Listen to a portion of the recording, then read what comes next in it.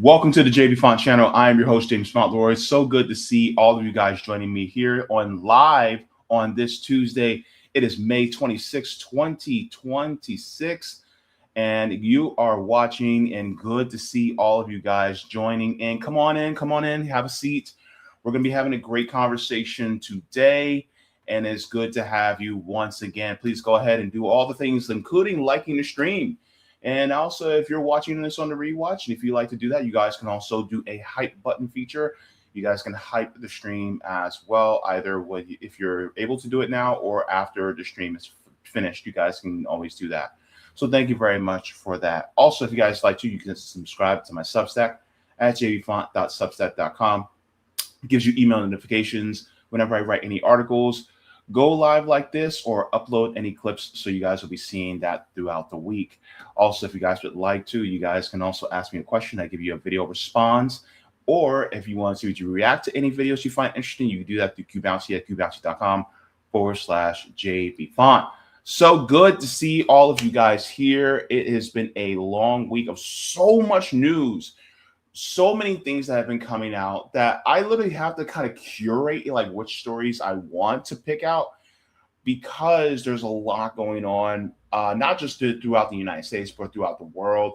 And of course, a lot of you have been very observant, especially in regards to the political sphere, what has been going on. There's a lot going on in West Asia. There's a lot going on right now within our own borders. You guys are watching your wallets and exactly, this dumpster fire that's happening here in the United States. But we're also going to be discussing what's happening to the south of us in Central and South America. So we'll be getting into that. So a blanket hello to everybody that is watching right now on YouTube, Twitter, Rumble, as well as Kick. Good to see all of you guys here. So we're going to get right into it, because I'm going to be very respectful of their time, but we're going to look at the thumbnail and then we're going to talk about that. And then we're going to get right into our first segment. So taking a look at the thumbnail, later in the show today, I'm going to be talking about my 2028 predictions. And so these predictions that I have are things that I've been mulling over and talking to a comrade over. And, based on just, the limited knowledge that I have, I would like to put that out there to see. And there's also some news that also comes with the 2028 predictions, particularly within the GOP, that I wanted to discuss with you guys as well. But also we'll be discussing about 7 schools in my county, Orange County, Florida, that have been closed as of, I think, today. And so we're going to be discussing that. This is going to be pretty big because it means possibly a catastrophic future if this trend continues. So this is why you guys see Ron DeSantis on there. But first, we'll be discussing about Bolivia fights. And we'll be discussing this with a journalist out of South America. So let's get into this first segment out of The People versus the Puppet. Camila Lourdes Galarza is joining me today. And so I want to make sure that I give her the proper introduction. And so let's get into this. So there seems to be an uptick in U.S. meddling going on in South America, especially since the re-election of Donald Trump, and so much so that they reinstituted the 203-year-old Monroe Doctrine that was renamed the Donroe Doctrine within the last couple of years. This is really to push colonialism, a neo-colonialism, and imperialism within the Western Hemisphere. This uptick has been noticed especially within Venezuela, with the capture of the democratically elected leader Nicolas Maduro and his wife Celia Flores, and then also the catastrophic policy of the oil embargo that has been waged against Cuba, that has pushed further, economic unrest as well as material unrest for the Cuban people within the country. But now we're going to be turning our sights on to Bolivia and Ecuador. The U.S. government with President Donald Trump and the Secretary of State and National Security Advisor, Marco Rubio. They're at the helm of this. And so this has led to unrest and protests within the countries from people of Bolivia and Ecuador. And to report on all this, we're going to be talking to Camila Lourdes Galarza Zavala. She's an Ecuador-based investigative journalist and labor organizer with a decade of experience on the front lines of general strikes, tenant organizing, political prisoner campaigns, and international brigades. Her work has been featured in Drop Site News, the Communist Party of Cuba's newspaper, Juventud Rebelde. If I say that wrong, my apologies. My Spanish is horrible. KPFA News and Rasmussen Latinoamericano. And Camila's recent report on Drop Site uncovered that the U.S. forces bombed, kidnapped, and tortured 36 Ecuadorian fishermen, holding them hostage for 8 days without food. Camila's report was referenced in an interrogation of U.S. Secretary of Defense Pete Hegseth. When he was speaking to Congress, and as well as she was integral in. She is a Marxist and popular education practitioner. She has led programs in Cuba, France, Colombia, and despite not having a degree, she's been invited to lecture at the University of Pennsylvania, Smith College, Amherst College, UMass Amherst Anthropology Department. Her organizing has begun as a teen during the Ferguson Rebellion and continued with the historic Ecuadorian and Colombia general strikes. She now dedicates her time to documenting U.S.-backed dictatorship in her motherland, Ecuador, where her family, leaders of the Communist Party, survived torture and persecution by the CIA. What a bio is that? Thank you so very much, Camila, for joining in. Thank you so much for having me and for amplifying, the resistance of the Bolivian general strike. Yeah, and so for everybody who's watching, Camila has to keep her image kind of safe. This is for safety reasons, and so you'll be hearing her voice but not seeing her image, and so for that reason we are making sure that she keeps the camera off, but we will still be having this conversation. So Camila, one of my biggest questions and my first questions is, what is exactly going on, and how is the United States involved in Ecuador as well as in Bolivia? And what should we as Americans here within the Imperial Core know? Absolutely. Can you hear me okay? I just want to make sure my Wi-Fi is not cutting up. Yes, we can hear you perfectly. Great. So in the midst of what we're seeing is a sweep towards right-wing fascism and U.S. military occupation across the continent, right? You mentioned some historic examples ranging from the kidnapping of Presidente Maduro in Venezuela, and in Ecuador, we're now under a U.S.-backed dictatorship. It's ruled by martial law, and it's enforced through Pentagon bombs, through U.S. Southern Command operations on the ground, an FBI office, the first one opened in the nation's history, Blackwater mercenaries who are patrolling election sites, which have now been rescheduled. And so that, and, there's we are now, Ecuador is the most dangerous country in all of the Americas, passing war-torn Ukraine and Haiti, two historically, plundered nations. And so it's an incredibly dangerous time as a result of what we're seeing is a return of Operation Condor strategies, U.S. imperialist collaboration with the capitalist class of Latin America, reminiscent of the torture tactics and military regimes built in the 70s and 80s. And as I mentioned, the Operation Condor, which installed dictatorships across South America, resulting in 30,000 Argentinians massacred, people stripped of labor protections, several activists, communists tortured and disappeared across the continent. And as you mentioned, we're seeing these same war doctrines re-implemented, right? And so in the midst of all this, Bolivia, which benefited from a 20-year MAS administration, MAS being the movement towards socialism in Bolivia, has now returned through a numerous of factors to a right-wing US-backed regime. And in response to only 7 months of this administration, Bolivia has revolted and now is entering its 24th day of a militant general strike.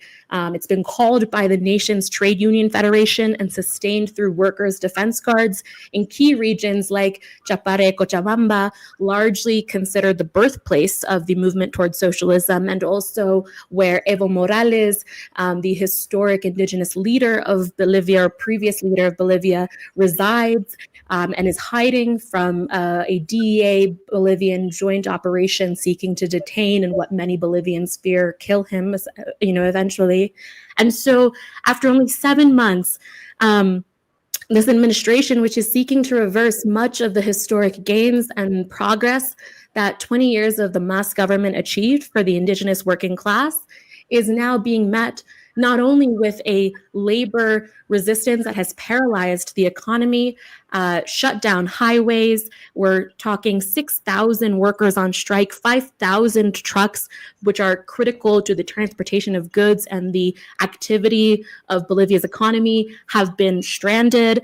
And so it's this general strike has really brought the nation to a halt with one unified demand, which is non-negotiable across the entire general strike, saying that Rodriguez Paz, the U.S. puppet, must resign. And so this is, where Bolivia finds itself. And as a result, the administration has responded with massacring indigenous protesters. There's expected to be a martial law enforced in just a couple days. My colleague, Joseph Bouchard, is on the ground, and I have been receiving reports from several different labor organizers inside the general strike as well, who are expecting that the repression from this government will escalate exponentially in the coming hours and in the coming days. And of course, this is driven not only by the interests of Bolivia's white bourgeoisie, which prior to Evo Morales' election ruled the nation through very similar laws to what the U.S. saw with Jim Crow and the and discrimination and exploitation of Black Americans. Very similar class and racist relations were ruled in Bolivia, and we are seeing a return to that. And it's very clear that the Bolivian indigenous pueblo will not stand for it, especially because it also serves to usher in imperialist plunder of the natural resources of Bolivia, which corporations and billionaires like Elon Musk and Tesla need, because Bolivia has the largest deposit of lithium in the entire world, and is precisely why the DEA and the US are there trying to intervene in Bolivia's sovereignty and worker control of their state resources. It is not to fight drug trafficking. I want to point out that with the expelling of the DEA in the mid-2000s, drug trafficking actually went down. And so, which is a very common occurrence across the Americas, because as Black Americans in the United States know very well, as a result of Reagan's, infiltration of drugs in the Bronx and other working class communities and the war on drugs, Latin Americans know just as well the history of the CIA actually being the true drug trafficker, the true cartel. And so there's this slandering of the general strike as drug traffickers, as criminals, is completely ahistorical and inaccurate. And it is solely propaganda driven to justify the militarization of a state, which will eventually be used to extract resources for U.S. capital. And so that's what we find ourselves in this moment. Yeah, I find it interesting that you talk about how they're trying to, it's almost like the same song, different dance, where they're using the issue of drugs within the country and is coming into our country as the means to go after them, because really they don't really have anything else. And it's the same excuse that they used against, Nicolas Maduro, to essentially do a military attack against the country of Venezuela in order to take out Nicolas Maduro, because he did not want to play by the same system that the United States wants to force him into. And so this really is just the same old thing. And I remember what was a few years ago when someone responded to Elon Musk in regards to a coup in Bolivia, and Elon Musk famously said, "We'll coup whoever we want, deal with it." Absolutely. And a lot of people, especially on the left, were like, "Yeah, this is exactly what they want." He said it, mask off, and then he tried to walk it back, but it's like, no, you said the truth. And so I'm not sure if you were able to catch what Marco Rubio said in Munich about 2 months ago, where he actually was encouraging not just the United States, but all the European powers to pick up that mantle of colonialism once again, to colonize the world, to recolonize the world. And he expressed and he talked about his own pedigree, and he did not claim any Cuban ancestry. He claimed only Spaniard and European ancestry during that speech, showing that he really is just the son of colonizers. And that's all he wants to do.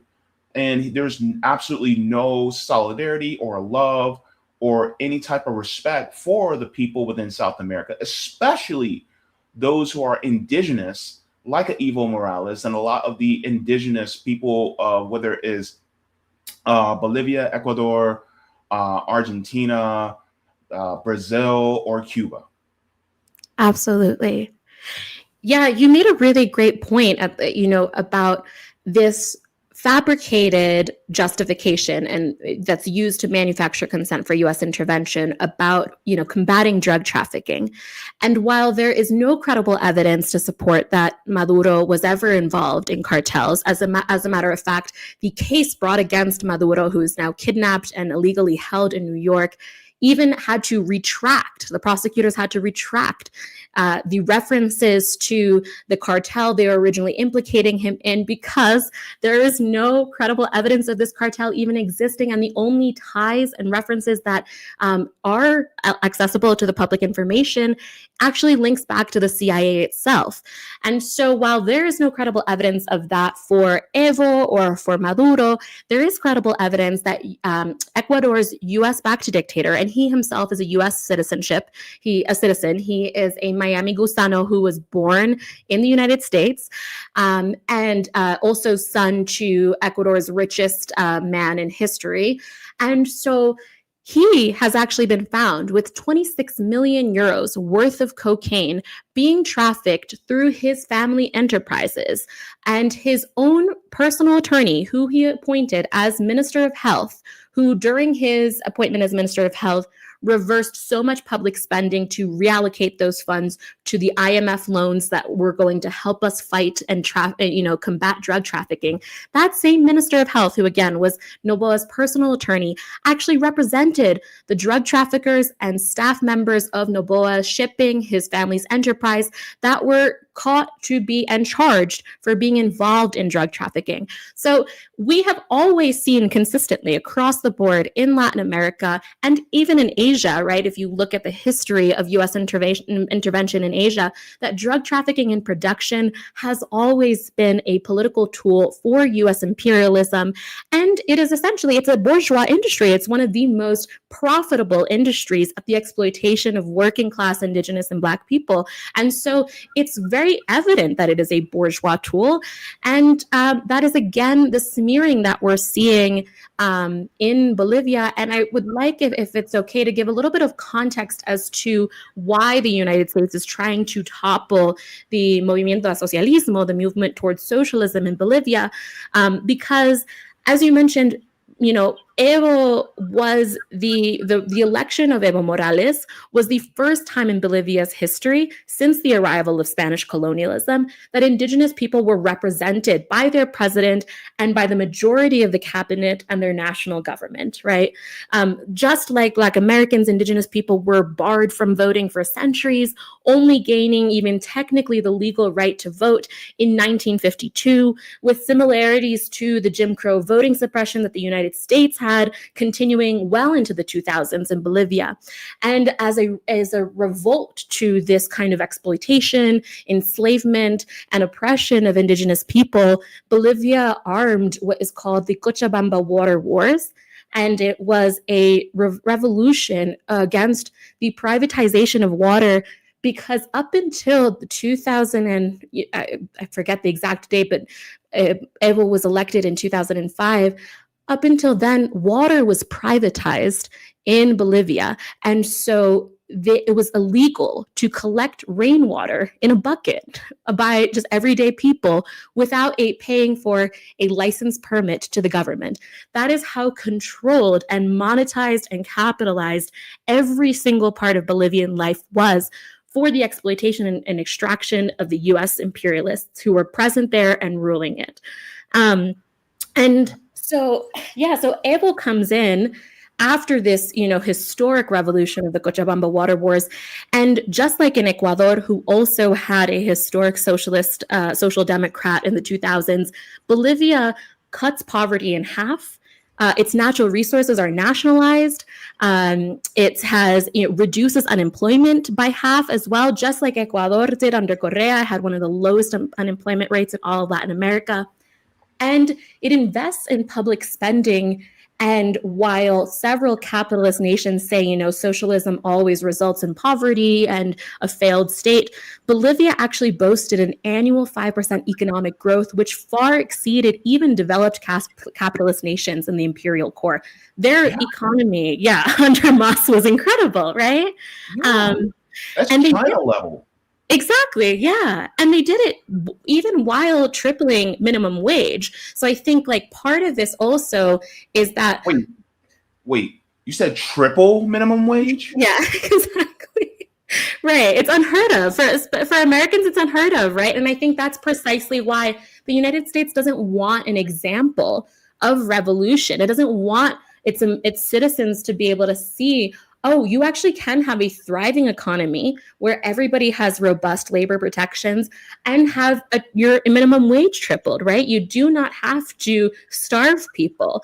And we actually saw, so in the mid-2000s, Latin American countries, and Bolivia in particular, had a Gini coefficient of 0.53, which is, it was even more unequal than most of, I think it was 18% more unequal than sub-Saharan Africa, 30% more unequal than East Asia and the Pacific, and 65% more unequal than the high income in countries, right? So we had this historic poverty, this historic inequality, and Bolivia achieved a historic 20% point reduction in its inequality under the Mas administration. So we're seeing this complete overturn of incredibly colonial and oppressive relations. And that is with Bolivia having one of the largest informal economies in the world.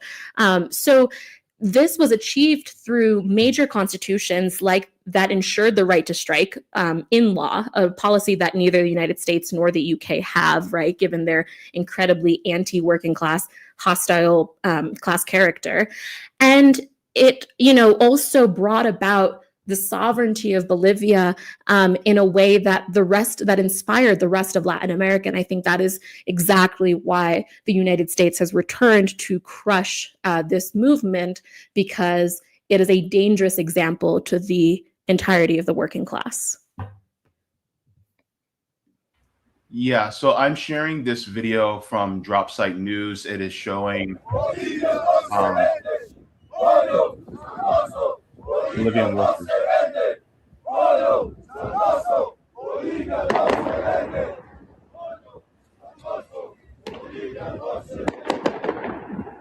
And I think it's important to note, right, that you spoke about Evo Morales being indigenous. And so when we in the United States talk about respect for the sovereignty for indigenous people, we should be talking about indigenous people from the entirety of the Americas, not just here in the United States, because some of those people who were indigenous had to flee south because of the colonialism of the original 13 colonies and then subsequently the United States. Right. And so, you know, this entire, these two continents essentially were home to all native indigenous people in this hemisphere.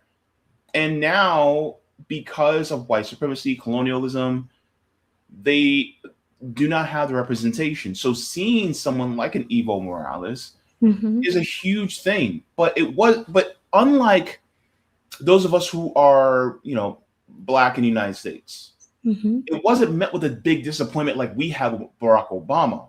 Because Barack Obama was just a blackface in a high place.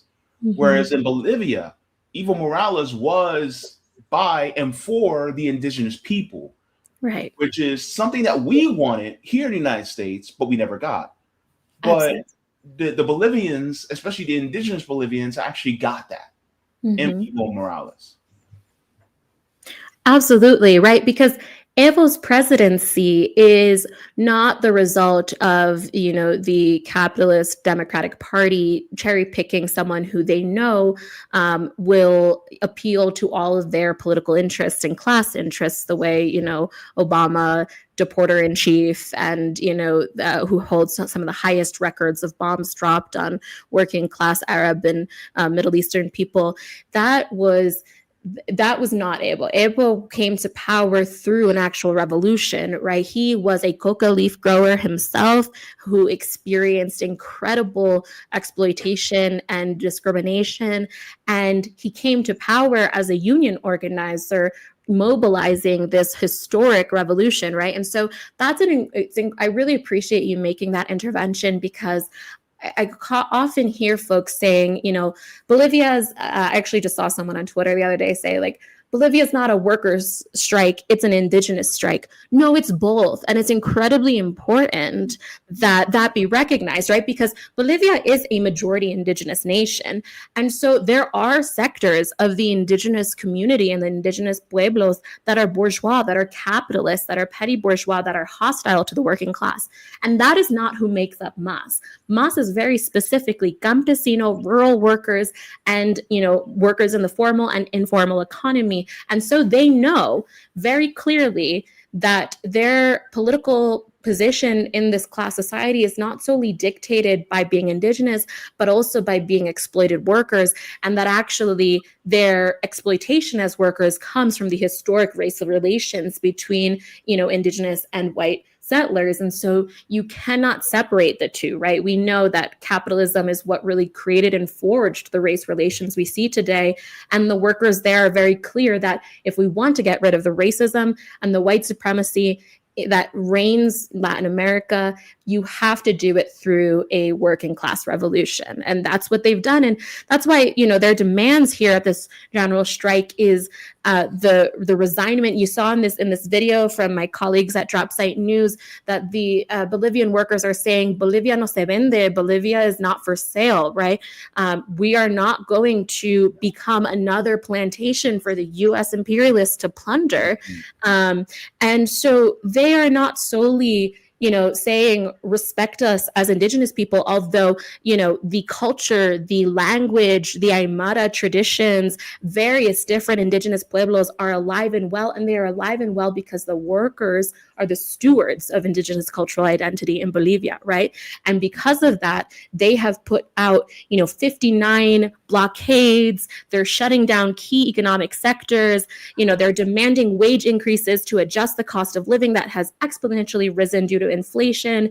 They are demanding the reimplementation of state control of natural resource corporations, which, you know, require worker participation in the management and stewarding of the mining sector. They're asking for more reliable access to oil and an expansion of access to mining sites.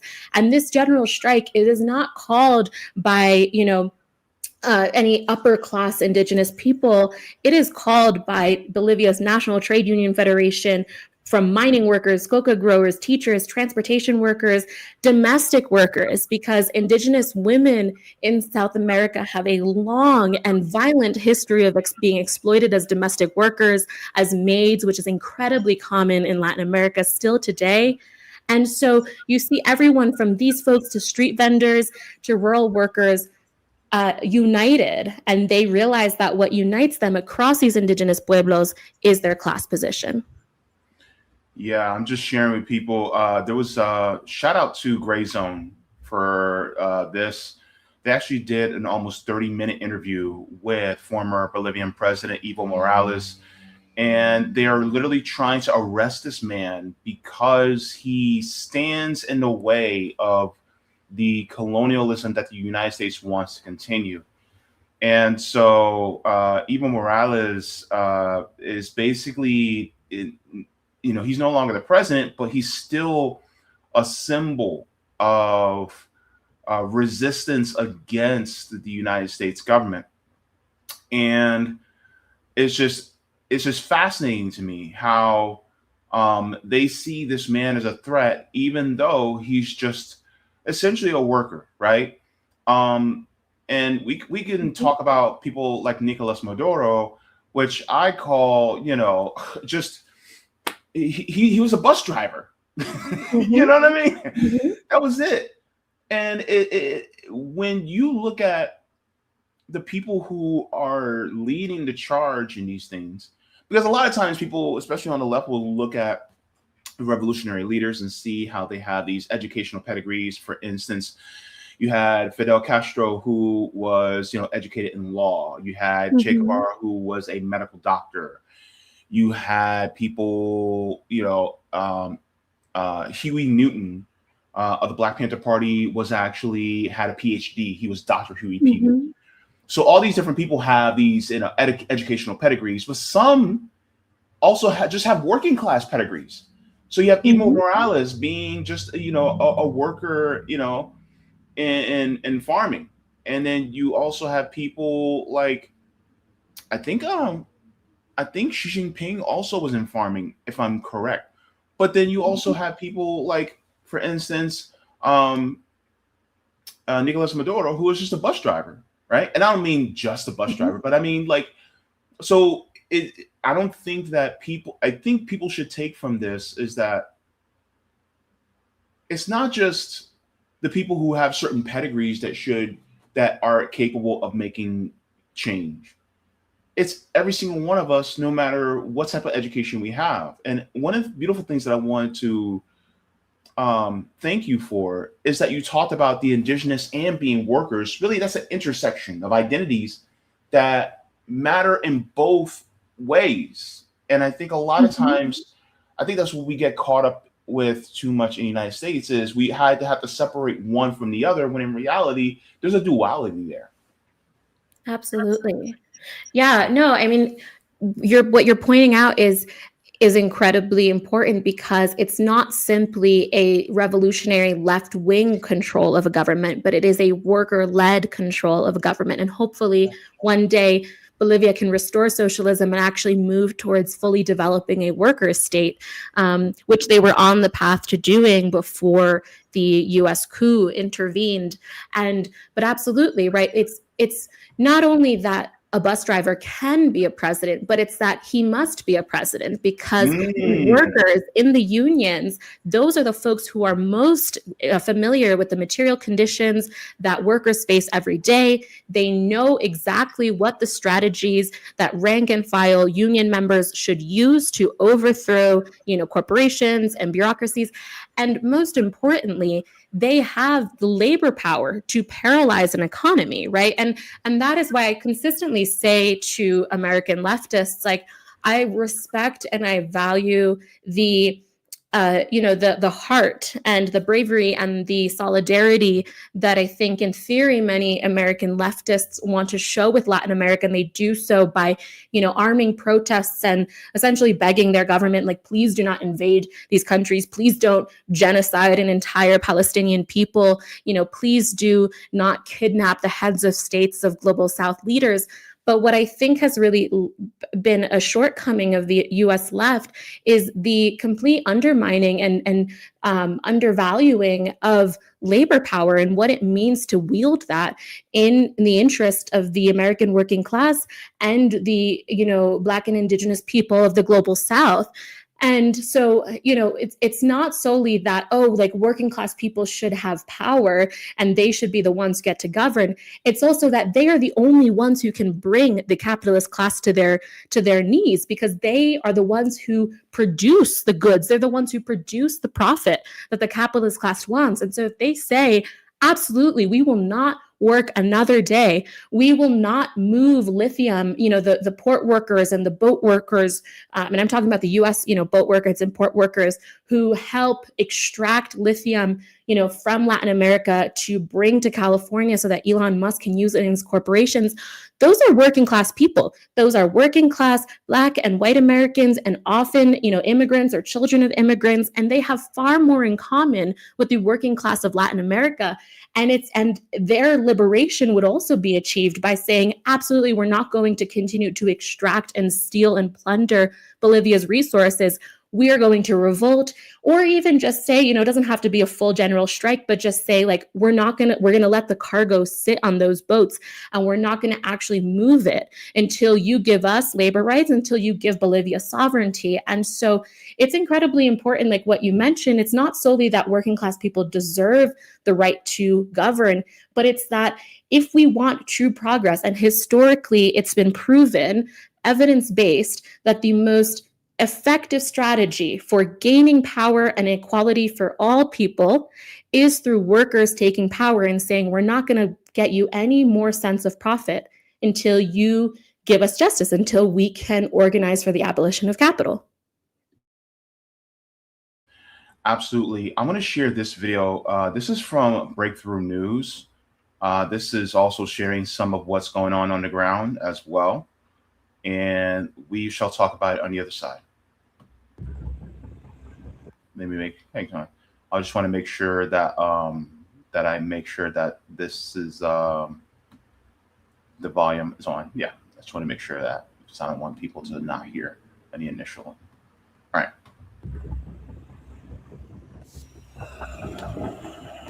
Porque este maldito Rodrigo Paz nos está discriminando, nos está reprimiendo. No vamos a permitir como aldeanos, vecinos del Alto, unas sean las provincias que estamos aquí presentes, no vamos a permitir que nos repriman de esa manera. No nos intimida este gobierno, no tenemos miedo. Vamos a estar en las calles hasta las últimas consecuencias.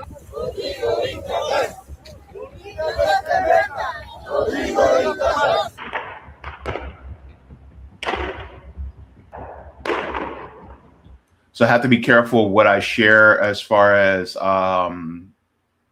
weapons and things like that on here. But you guys get the point.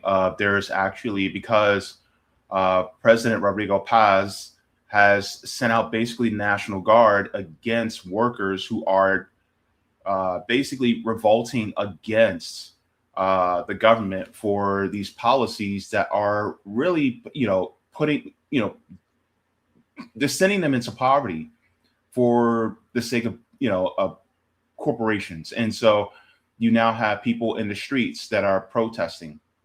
And a lot of people here are indigenous Bolivians that are protesting against this. And if I'm correct, Rodrigo Paz, he's not an indigenous Bolivian. Am I correct? No, yeah, he is the return of a white upper class, rule to power in Bolivia. Yeah. And so it just goes to show how, they're playing the same game. This, what this reminds me of is they're trying to get back to the same point where they were able to oust Salvador Allende and install Pinochet in Chile. Mm-hmm. That's what it feels like they're trying to do. the only difference is that they can't do it as blatantly because everybody has a phone with a camera. Absolutely. Yeah.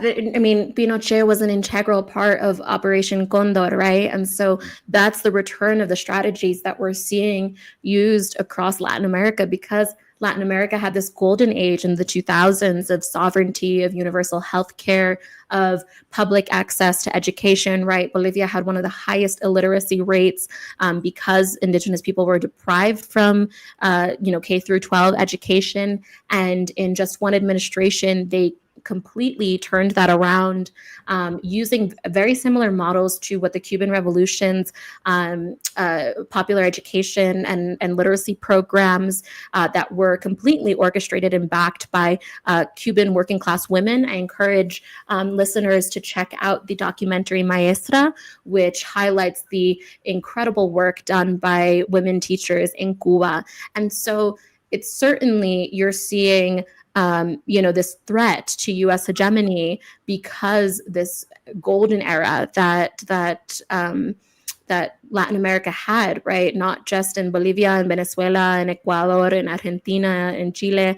And that's not with counting, the historic governments like the Sandinista government and the Cuban Revolution government, and of course Mexico. And so it was such a united bloc, right?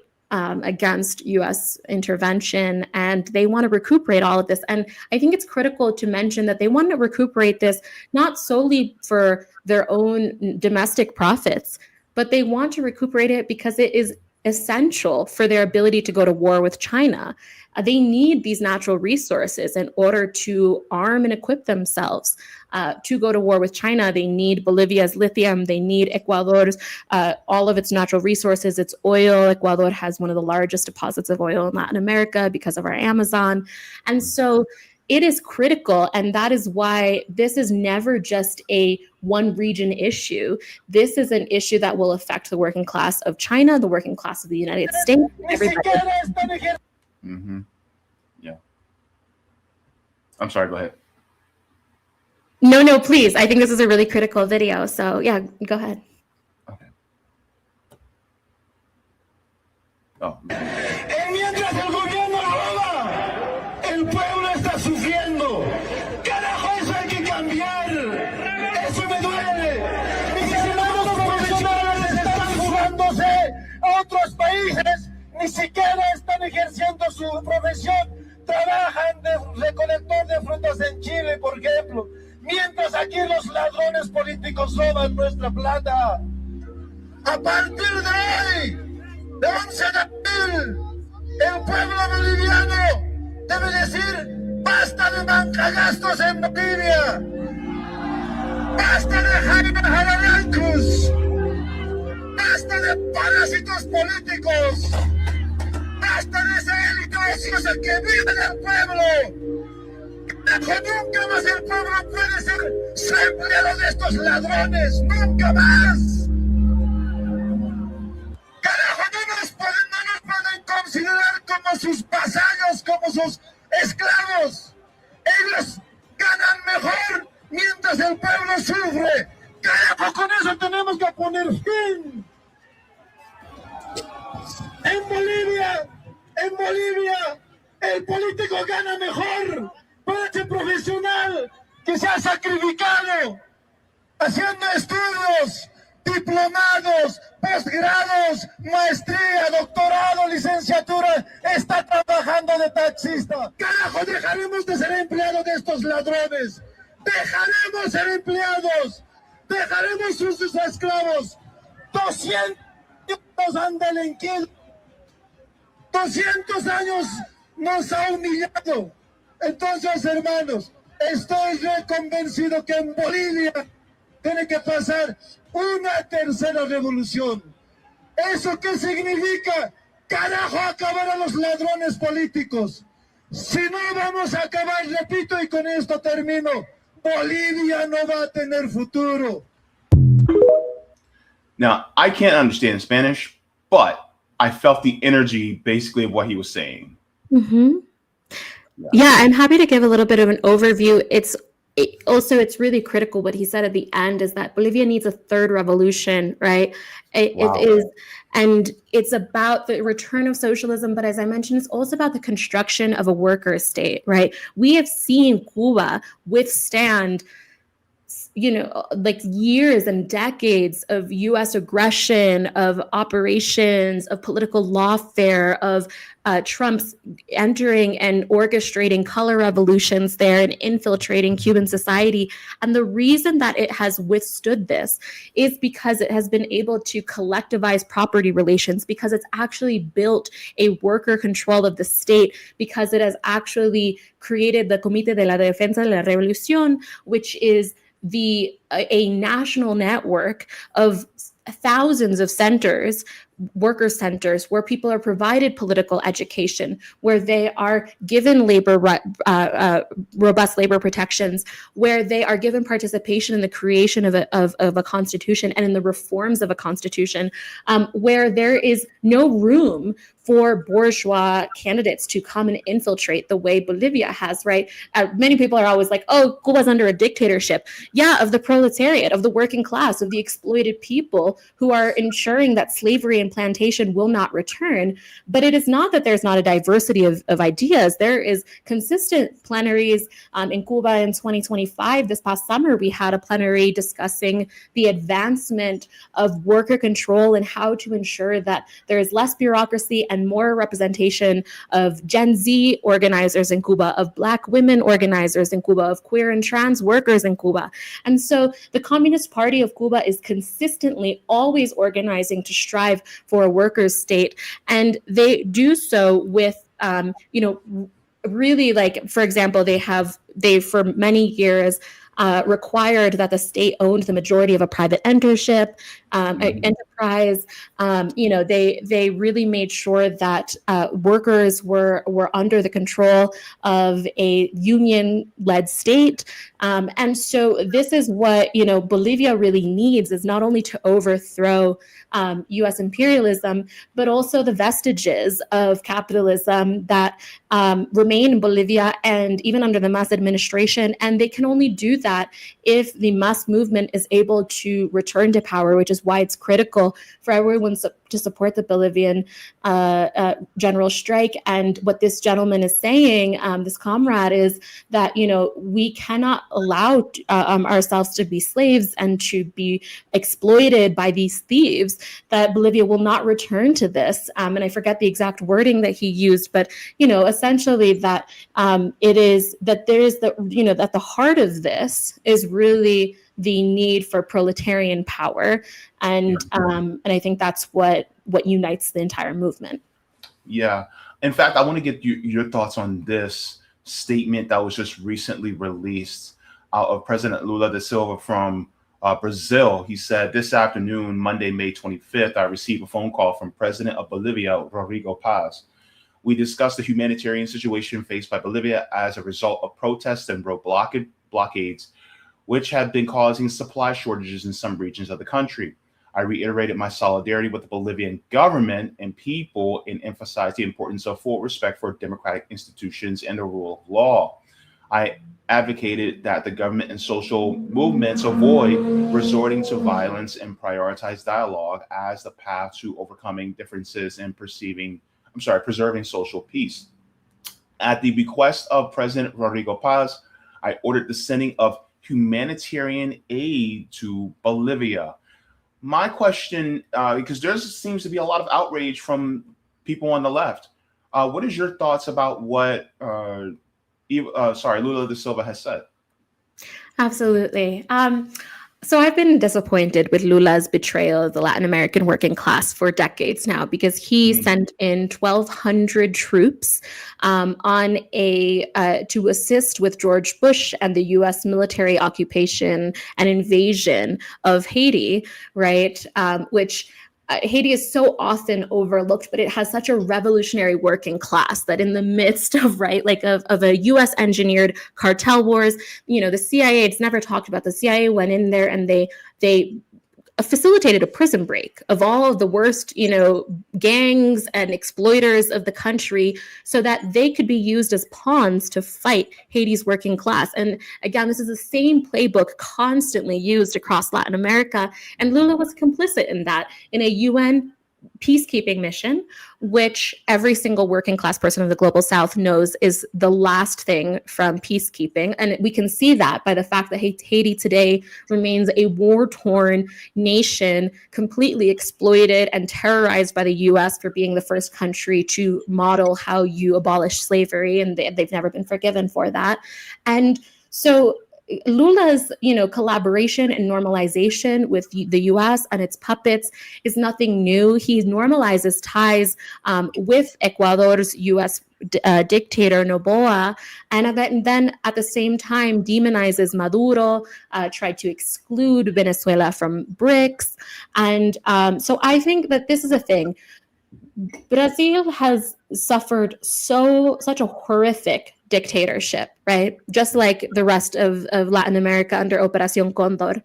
And Lula has given hope in ways that people who were disenfranchised, enslaved, incredibly oppressed, massacred, could not have imagined. And so I understand and I empathize with the Brazilian people that in the face of, a Trump asset like Bolsonaro, who's a white supremacist and who is raining terror against working class Brazilians, that Lula is not just seems, but is a relief, right?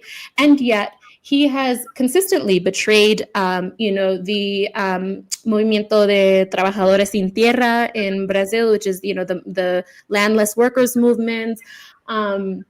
And he has not only betrayed the other left-wing governments of the Pink Tide, which I'd like to say he could not have come to power without the incredible alliance of the Pink Tide left-wing governments in Latin America. And not only has he retracted on those by sending aid to a man who is trying to kill Evo Morales, his former ally right now, but he's also betrayed the Black and indigenous working class, especially the tribes in the Amazon, and the people of Brazil. And so, unfortunately, this doesn't surprise me. And I think it is a key lesson in the difference between a liberal democracy that, does stand up a little bit to the United States and what a true socialist revolution, a true worker state like Cuba is. Yeah. I think I just saw somebody comment on it. Yes, I want to highlight this reply to this person to Lula da Silva.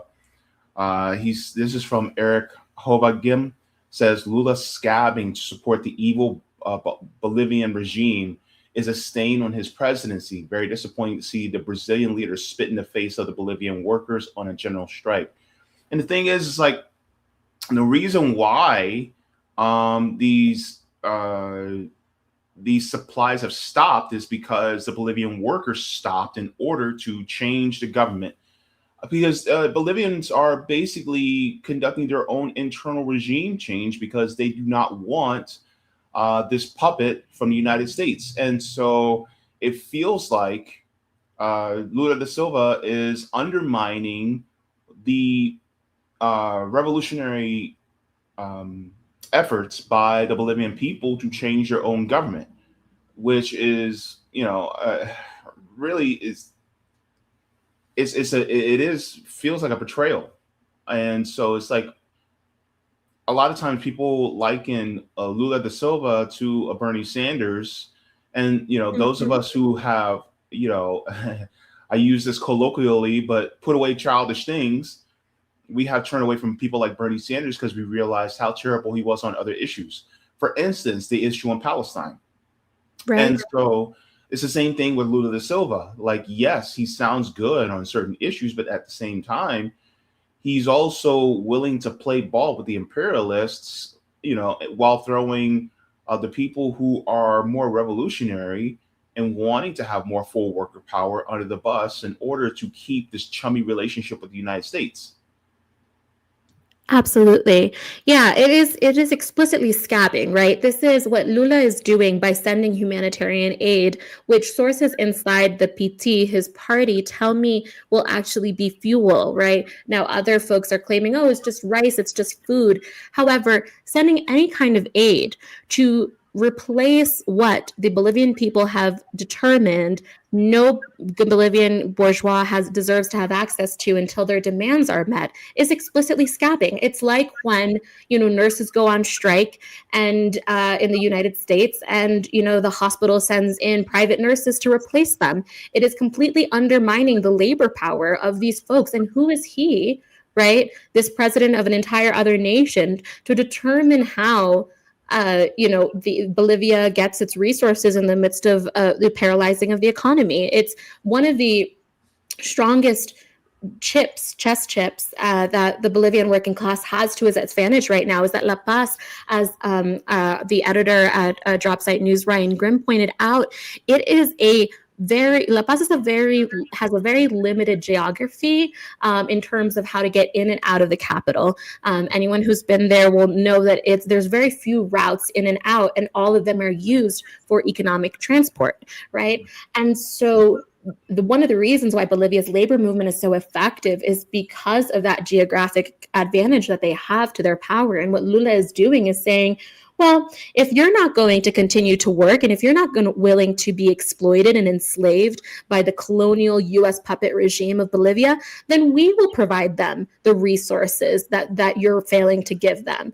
And he's saying that what he's explicitly saying with this is that the Bolivian ruling class deserves to eat more than the working class, and that they deserve to have fuel more than the working class deserves to have sovereignty and freedom. And that is a decision, I think, that there is a stain you cannot come back from, especially when Lula's government has been so lukewarm in comparison to the other social democrat governments of Latin America.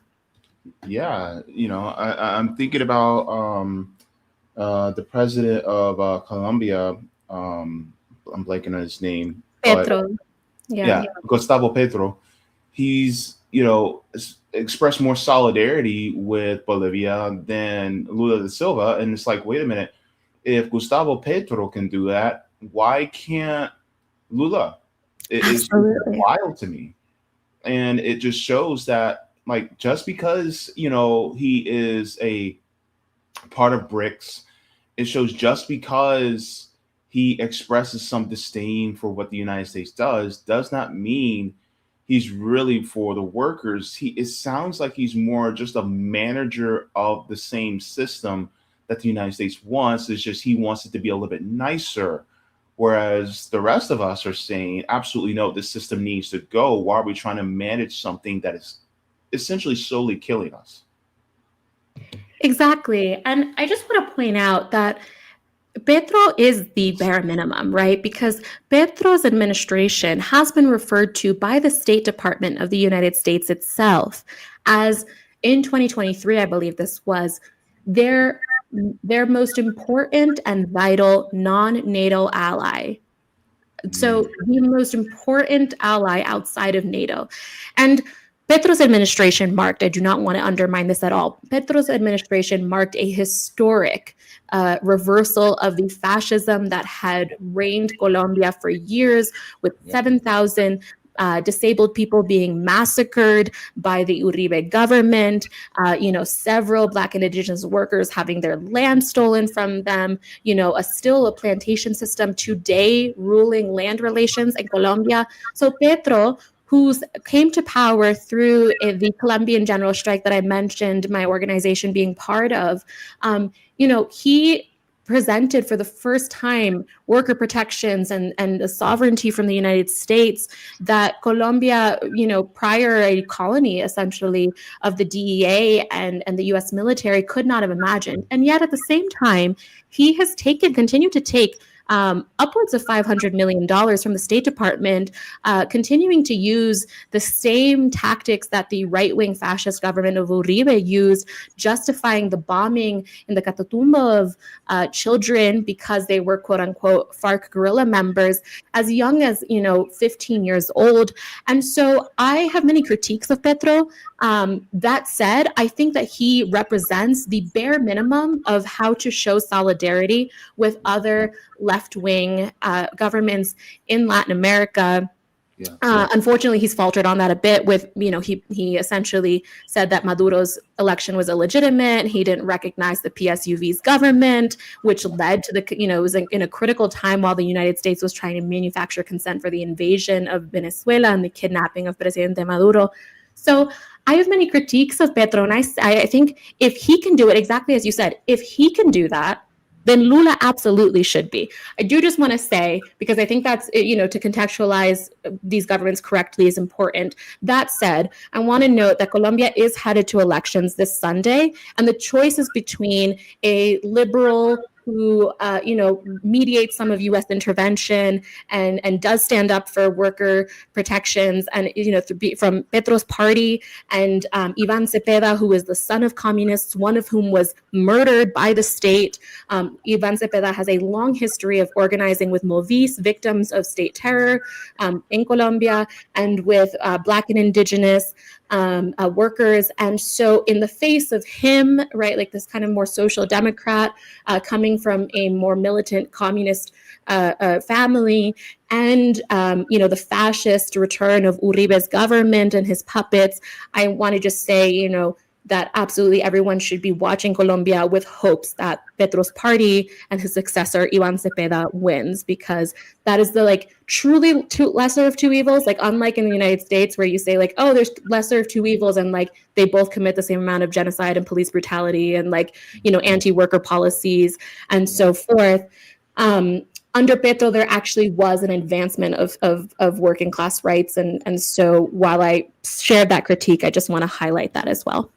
Yeah, definitely. I think somebody had said that, I think before Petro came into power, they called Colombia the Israel of Latin America.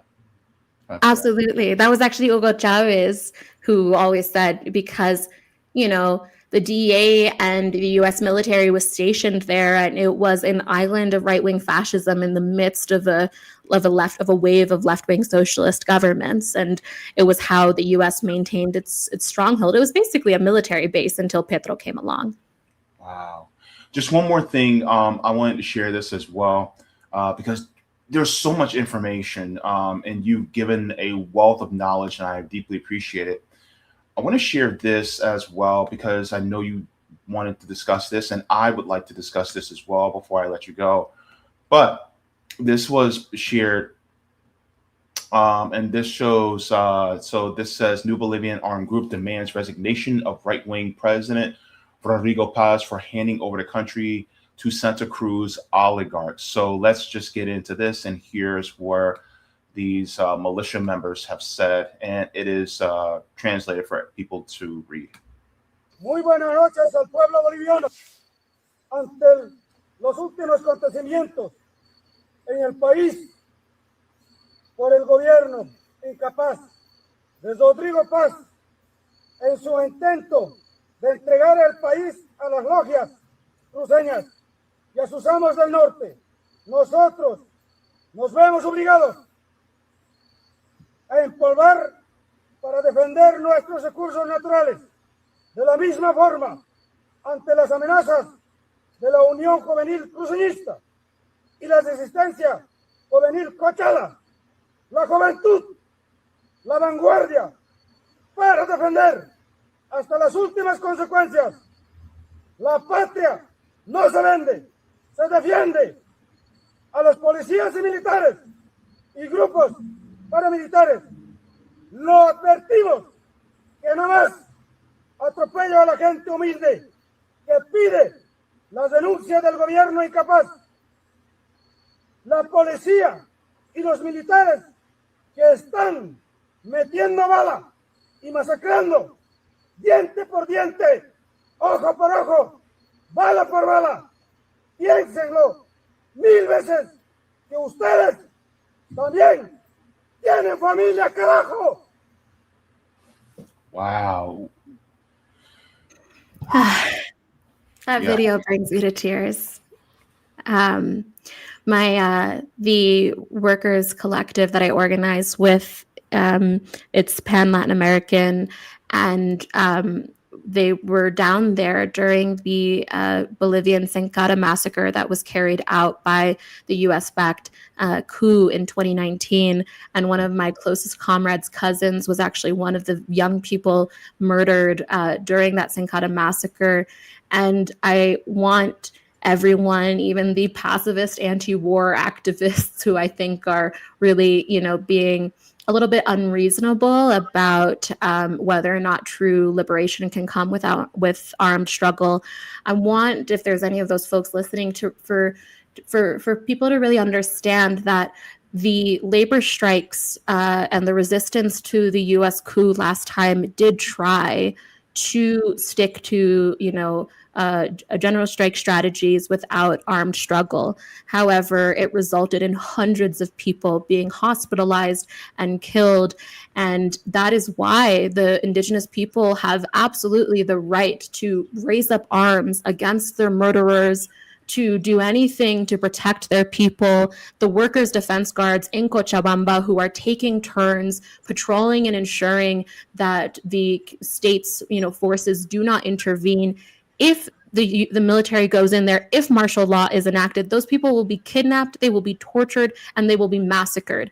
And so the choice is not, who will, if arms will be taken up. The choice is not if there will be an armed conflict. The choice is who has the right to win that armed conflict. And indigenous working class people have the right to defend themselves, just like Hamas and the Palestinian resistance has the right to defend itself in the face of bloody genocide. And these are people who come, just like the Palestinian people, from centuries of enslavement, of genocide, and of wiping out of their people. And I think they have every right to carry arms. And these are groups like the Ponchos Rojos, who are training, and they're not just guerrilla units, right? They're also community organizers. They're members of their family. They provide food to folks. They provide political education. And I think anyone in their situation would take up arms, and I have the utmost respect for them.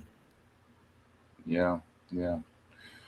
Especially, it's just, they are, resisting against this because this means their very lives. And so, it's just very interesting, to see all this happen. But at the same time, it just reminds me of the struggles that we had here in the United States, and why it's so important for us to continuously organize. And I just want to thank you for your reporting on this, because it is absolutely imperative that we talk about these things.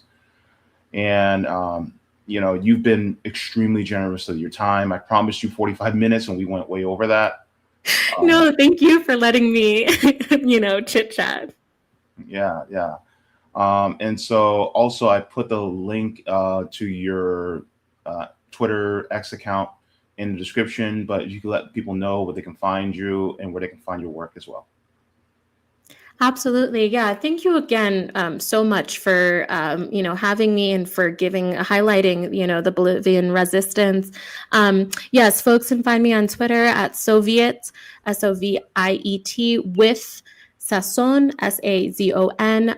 I am also a contributor to Drop Site News. I really encourage folks to check out my article on the torture programs happening under the US-backed dictatorship. Campesino workers have been electrocuted, waterboarded, kidnapped, starved, and now there are reports of sexual torture by the Ecuadorian military in prisons where Marxist organizers of the Movimiento Guevarista are being held.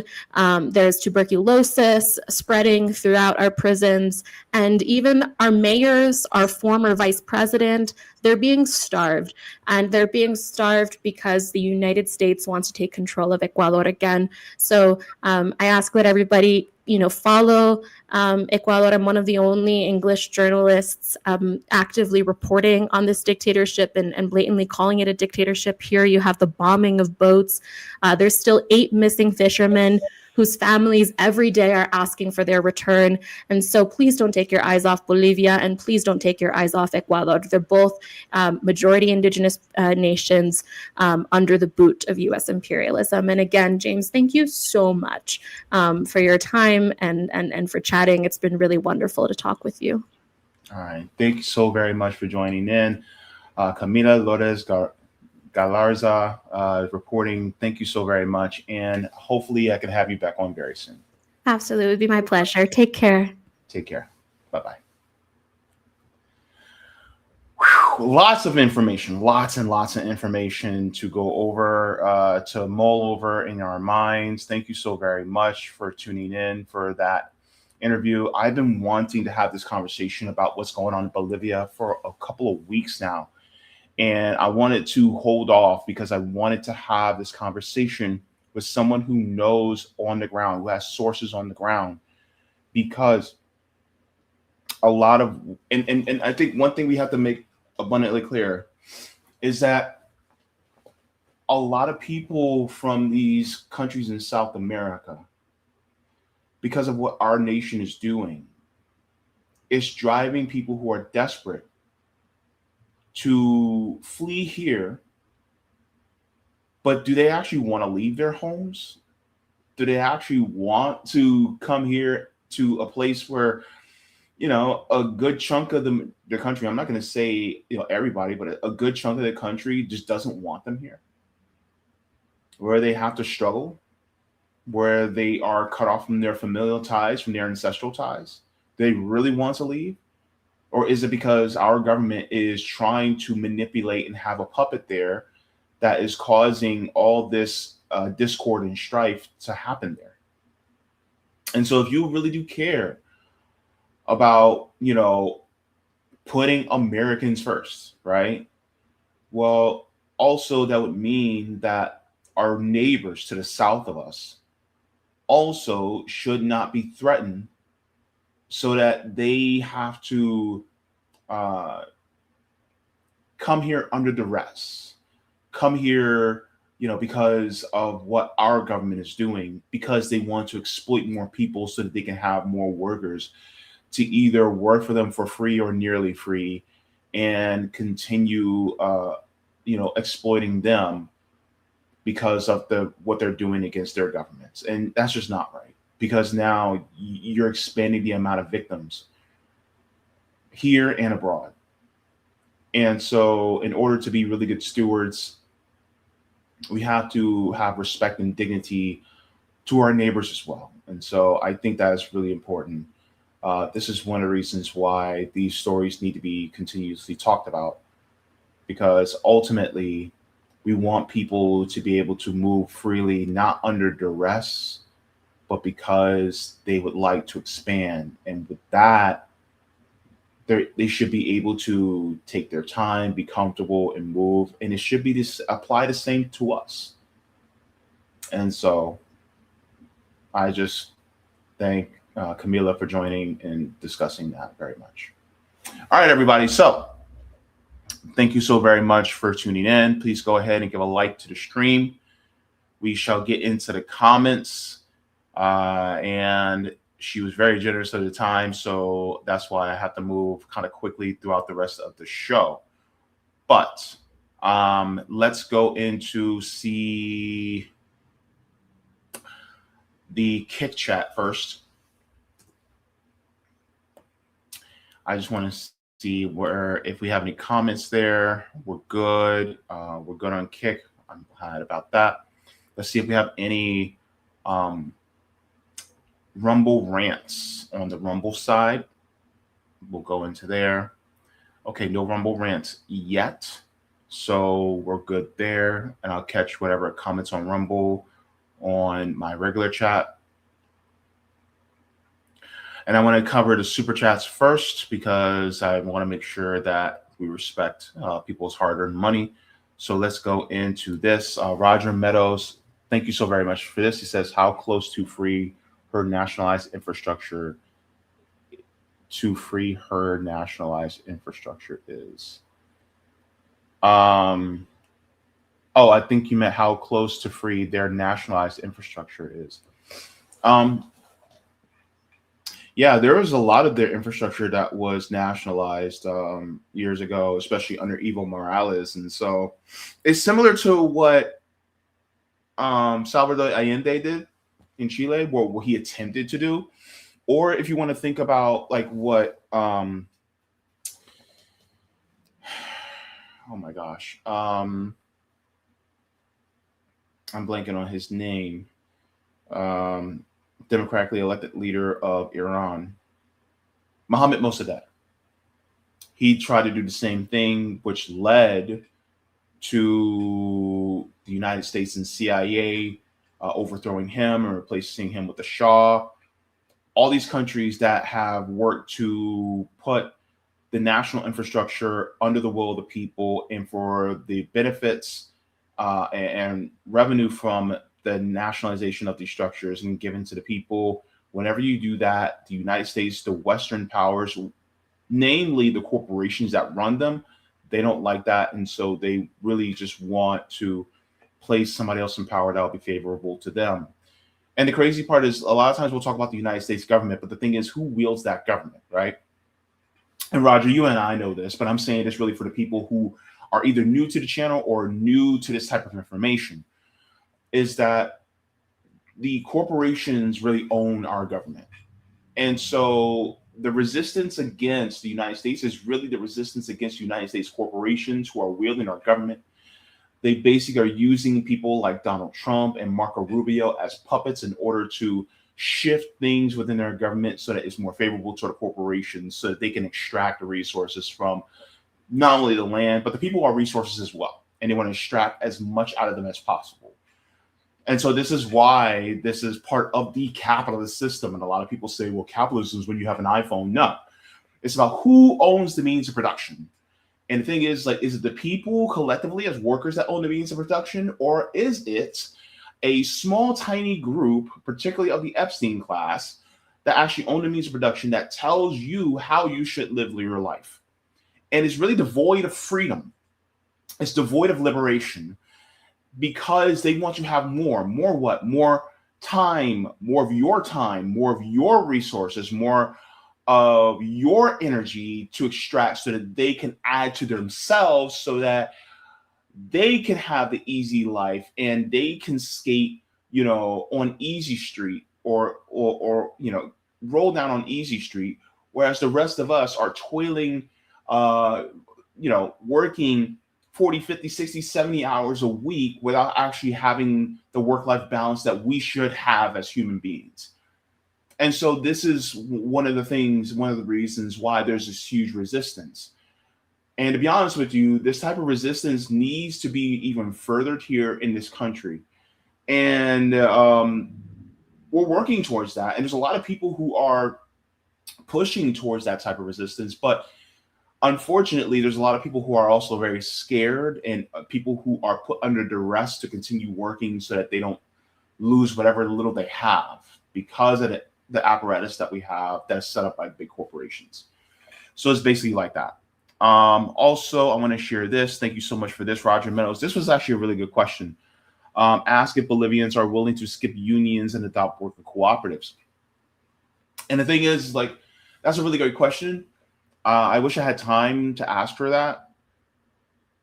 But even worker co-ops have unions. So you can use it in conjunction. I say try as much as you can to adopt worker cooperatives and then unionize the worker cooperatives. And so the thing is, right now they have a right-wing government that is trying to do all these things. I think that they're trying their best to put the workers back in power. I think they're trying to go through the process fairly, whereas the United States and the corporations that run it are trying to rig a system whereas they're trying to change it so that it's a system that benefits the workers and that it's unriggable. But unfortunately, the United States keeps putting its diseased, disgusting hand within the affairs of the Bolivian people. And this is the part that angers me the most. Because a lot of people will say, oh my God, Russia's interfering in our elections, when actually it's not true. In fact, it's actually the reverse, especially if you go back to the 90s, where the United States actually interfered in Russian elections by installing Boris Yeltsin. They have done this in many different elections, right? The United States also interfered in the governing class of Ukraine. Let's go back to 2014 when the coup actually happened. And some of the people who were instrumental in creating that coup were people like Victoria Nuland. And so because of that, now we have the Ukraine that we have today. And so every single time when, you know, it's really projection what the United States does. They'll say, oh my goodness, they're trying to interfere in our election, when in reality, the United States is the one that always tries to interfere in other people's elections. Because ultimately, you know, the call is coming from inside the house, but they're not listening. Because they don't want to. Because it doesn't benefit them materially from an exploitative aspect. A non-user, thank you very much, says, what Latin American workers have that us workers lack is education and leftist revolutionary theory. And here's the thing. I think you're correct. I think the problem is a lot of us here in the United States those of us in the left United States, do not know how to teach theory from a layman's perspective. And so it sounds like we're speaking a bunch of mumbo jumbo. Right? That we're, you know, when we start using the revolutionary jargon, the theoretical jargon, and try to explain these things, it's like, are you trying to sound smart or are you trying to get people to understand? And that's one of the issues I have with some people on the left, is that they will use all this jargon, and it's like you're speaking another language. Just speak plainly. And the problem is, a lot of times we'll do this, and then we'll have people go, okay, and then they walk away not really understanding what was said. And so they revert back to what they were doing before, because they don't understand that, you know, they shouldn't have to have a thesaurus to understand what the hell we're talking about. A good teacher will teach from a place where, instead of us being seen as smart, we will teach people to the point where they understand everything without having to constantly look up exactly what's being said. And some people go, well, you want us to spoon feed the working class? Yes. How do you get a baby to grow? Weren't we all babies at one time? Sometimes you got to spoon feed people, and that's okay. You had to be spoon fed at one time. And also, why is it that we have to say, well, I struggled, and so they have? No. No, get that out of here. Take that antiquated mindset out of here. No, if it takes me to have to spoon feed the proletariat in order to learn revolutionary theory just from a layman's perspective, because it'll help us get to where we need to be in a liberation perspective, well, hey, here comes the airplane. Bzzz. I'm doing it. Because the thing is, like, the goal is what we're after. And once you start to spoon feed them, then guess what? Then they move on to more solid food. Once they move on to more solid food, then, hey, all you got to do is be like, hey, here's Frantz Fanon's book, Wretched of the Earth. Here's Assad Shakur's autobiography. Here is the autobiography of Malcolm X. Here is What is to be Done by Vladimir Lenin, right? There's so much that you could just hand it over to them. But at the same time, you have to be able to communicate and meet people where they're at. The problem is some of us don't want to. And then we don't give people the grace to be wrong and then gently offer that correction in a kind way. And I think that's one of the biggest issues with the left, is that we expect people to get where we're at. It's like giving a 2 or 3 month old a steak and say, chew through that, I'll be right back. But then some people will go, all right, fine, I'll cut the meat for you. Is a 3 month old or 4 month old going to be able to even pick up that steak and chew through it? They ain't even got teeth yet. They don't even have the digestive system to properly digest that type of meat. So it's the same thing. You cannot look. Unfortunately, the United States has dumbed down revolutionary thought on purpose so that we do not get to a better place. They're pulling all the education back so that you don't know. Because when an educated populace knows better, guess what? They do better. I'm going on a rant here, but that's my point, right? And so you got to start off with the basics. You did not go to kindergarten starting trigonometry. No, you had to learn your numbers first. 1, 2, 3, 4, right? Why are we starting off the proletariat with trigonometry and calculus? That doesn't work that way. And so do you have to sometimes simplify your language, simplify your explanations in order to be able to teach them how to get one foot in front of the other? Yes. Is it a little bit slower and more taxing for you? Yes, but that is a part of teaching, and that will help us get to where we need to be.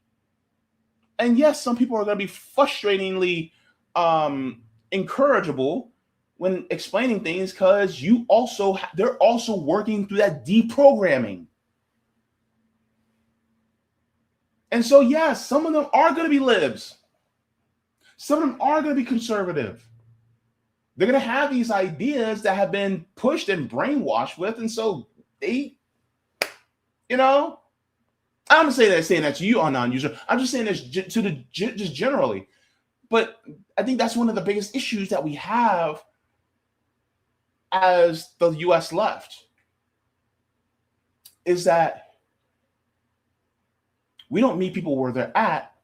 And then when they're not where we're at, we cut them off the moment they don't agree, off rip. We have to teach them the why behind it. Some people are going to be a little stubborn. Some people, you got to let them sit for a while. Some people aren't just going to accept it at face value because they've been inculcated and brainwashed into not thinking that way.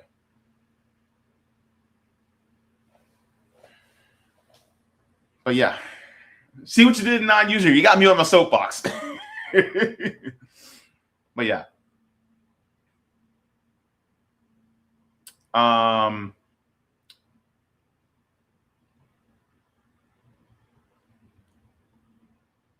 Hang on. And yes, this is true. Roger says unions within a worker co-op act more like a caucus, and the same way it works in Congress, where they use leverage to get certain things within a worker co-op. Yeah, that's true. Let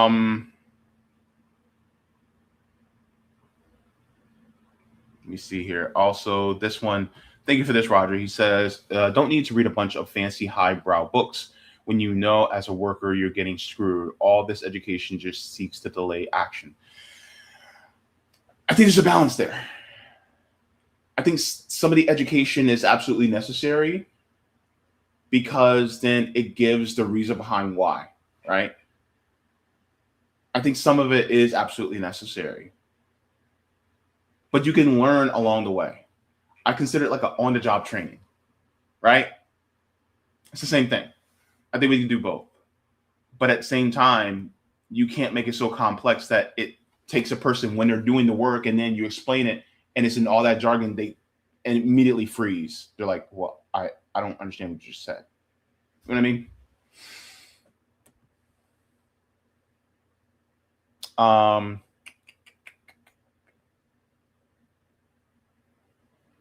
You see here. All right.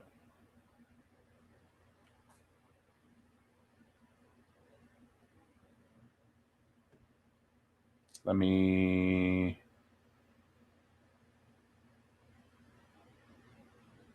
And also, Sela says, actually, this has been the entire game plan of the Euro-American capitalism since the first settler land on Turtle Island and the rest of the Western Hemisphere. Yeah, it's true. All right, so I have taken enough time as it is. Chris says it's one thing to know that you are getting screwed as a worker, another thing to entirely to understand the system that is screwing you. The books give you the language to explain the system. That's also true. Yes. All right, everybody, let's go into, first of all, I want to thank the patrons. And because, well, without the patrons and without the people who contributed to the channel, for instance, people who give, super chats and things like that, that's also deeply important. So let's go into this and let's see the tiers. Let me see here. All right. Let's go. All right. So here are the tiers. We have Mega Jaybefaunters. Thank you so very much. Super Duper Jaybefaunters. Thank you immensely. Super Jaybefaunters. Thank you with all my heart. Jaybefaunters. Thank you from the bottom of my heart. We have Comrades. Thank you from the top of my heart. Solidarity. Whoop. Solidarity, thank you from the middle of my heart. And then JB members, thank you from my brain to my heart. And thank you to new members, Edward Cortez, Mary Ploppins, Council Estate Media. I'm not sure if I said this already, but I just want to make sure I get it in. But thank you all new members for this. And also, if you guys would like to, you can also contribute via Venmo as well. Or if you guys would like to, you guys can also continue to give super chats, which also help become a member. Or if you guys would like to, I do have a PayPal, but I'm trying to drift away from PayPal. So, because they up to some things. But thank you so very much for that. Now, let's get into the next segment that we're going to be getting into. We're going to be talking about schooling. So we got to get into that. So, of course, we talk about Bolivia fighting. And now we're going to be talking about 7 schools locally that have closed. This is a story locally that I think we should talk about because of the national implications that it could have. So we're going to talk about 7 schools closed. Let's get into this here.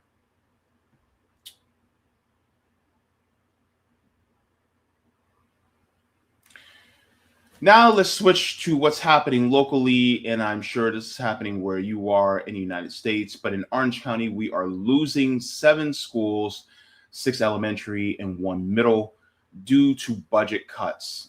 Florida has been going through a significant growth in people moving to the state. So the question is, why is this happening?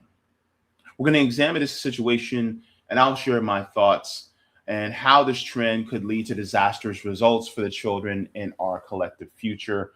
So let's take a look at this article that we have here that recently came out just a few days ago. So here we go. Orange County School Board approves closing 7 schools. So this was back in March, but it's going into effect today. Says the Orange County Public School Board voted Tuesday night to close 7 schools experiencing under-enrollment The officials with the Orange County Public School brought the proposal forward, citing under-enrollment tied to factors like declining birth rates, expensive housing in the surrounding areas, and Florida's universal voucher program. So let's stop here just for 1 second, because I think this is very important. So why are birth rates declining? Because people can't afford kids. A lot of people can't afford kids. Teen pregnancy is down. That's a good thing, by the way. Teen pregnancy is down. Adult pregnancy is down because people who are adults, like, first of all, they can't afford to have kids. So a lot of people are wrapping it up. And a lot of people are popping, they're popping the birth control pill. And they're saying, absolutely not. Because how can you take care of a child when you can barely afford to live? If you can't take care of yourself, you're not going to take care of a child. And I know some people are going to see this as controversial, but I think this is why in Florida, the abortion law was changed to having a 6-week abortion ban. Because they want more kids to be born. It's not about life. It never was. It's about what they call human capital stock. That means they want more kids to be born so that there's more workers to have in the future to exploit. Because here's the thing. Here's how nasty this system is. The more pool of workers you have to pull from, the more choices you have in going, hey, you won't accept being exploited for this amount of money per hour? Okay, well, I'll find somebody who will. Well, if you shrink that pool down, then guess what? Less people means they can make more demands,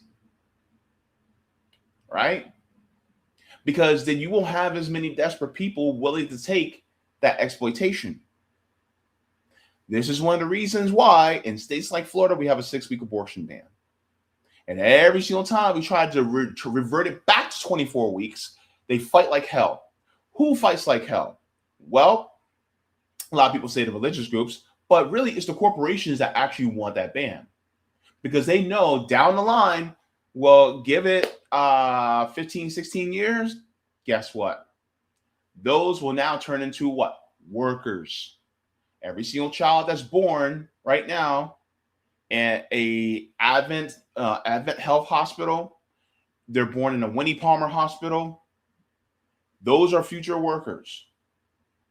And those are future workers they can exploit. So that's one point that I want to talk about, right? So T will talk about the declining birth rate. Well, we're just not even giving ourselves to a point where we even have that scare. We're going, hey, all right. A lot of women are going, okay, I'm going on the pill. A lot of dudes, well, they're picking up them condoms. They're saying, hey, we'll just do it this way, right?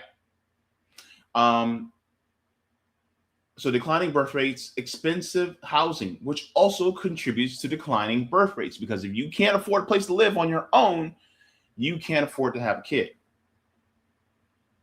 So the economy is deeply tied to our schools closing right now because people cannot afford housing.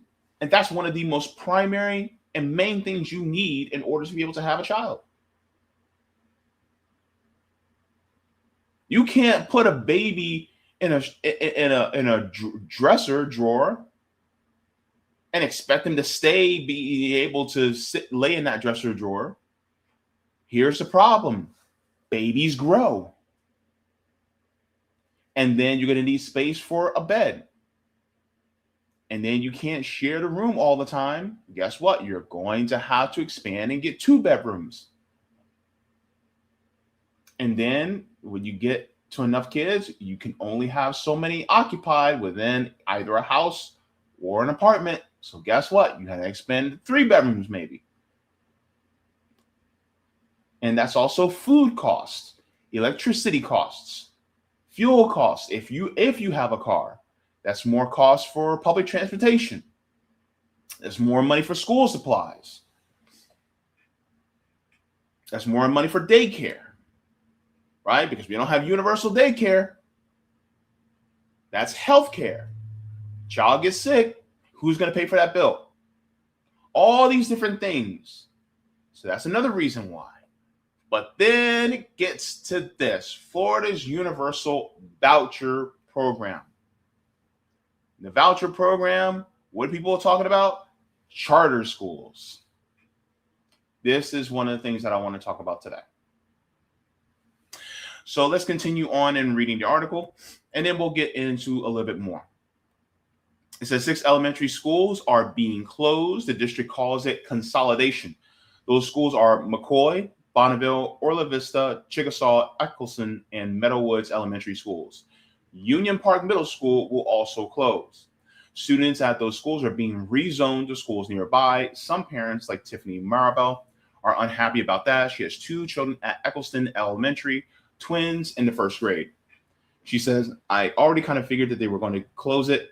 I just feel like they lied because they were saying it wasn't final, but they were still sending out emails to tell them to look for other jobs. So I just think they already knew. They just lied about it. Here's the problem. Those teachers that are going to have to look for other jobs, well, guess what? It's not going to be able to go into the school system, because those schools aren't going to be able to hire those teachers because they're already fully staffed. So then where are the teachers going to have to go? Either they're going to have to do one of 2 things. Either teach at a charter school, which pushes teachers in that direction, or if charter schools are full, then guess what? They're going to have to go into a different field. Maybe they're going to have to go into a field where a college degree is not required. And then they're going to be making even less than what they do now, even though teachers are woefully underpaid as it is. So that's also going to be a huge shift, and also is going to be an economic burden for people who actually went to school to be a teacher. It says during the school board meeting, each consolidation proposal was brought up individually, and the board voted on closing each school one at a time. Stacey Neal, the senior director of student enrollment, presented each school the rezoning proposal and some of the data behind REACH. District 5's board member, Vicki Elaine Felder, was in tears as she made the motion to close Eccleston. In her office, Felder said she has a photo of herself at Eccleston on her first day of 1st grade. I'm just so frustrated because not just Eccleston. It just seems such a dichotomy for educators to close schools. That just doesn't make sense. The schools don't have the money they need each year, and they don't know where cuts will happen. And we're having to share the little pie. Ethel Pierce has 2 nieces who attend Eccleston. Like Maribel, Pierce believes that the school board has already made up their minds long before Tuesday's meeting. Pierce's biggest concern for her 2 nieces losing their close connection to their teacher, Angela Murphy. The girls could be transferred to Washington Shores starting in August. We walked the pavement. We did the petition. We did everything that was necessary to keep the school open. Today is Eccleston. Tomorrow is Washington Shores. The next day it could be Ivy Lane. By the way, Washington Shores and Ivy Lane, guess what? That's the hood. That's the hood. Washington Shores, yep, that's the hood. Ivy Lane, oh yeah, that's definitely the hood. Ivy Lane, that's right in between Columbia and Old Winter Garden Road. Predominantly Black American neighborhood. Historically Black American neighborhood.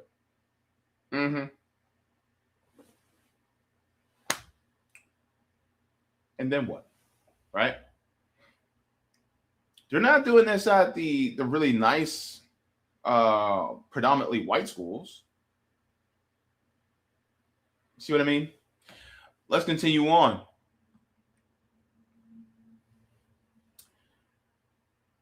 So it could be a number of schools in our community. They're zoning kids out of our community and tell us we don't have enough students.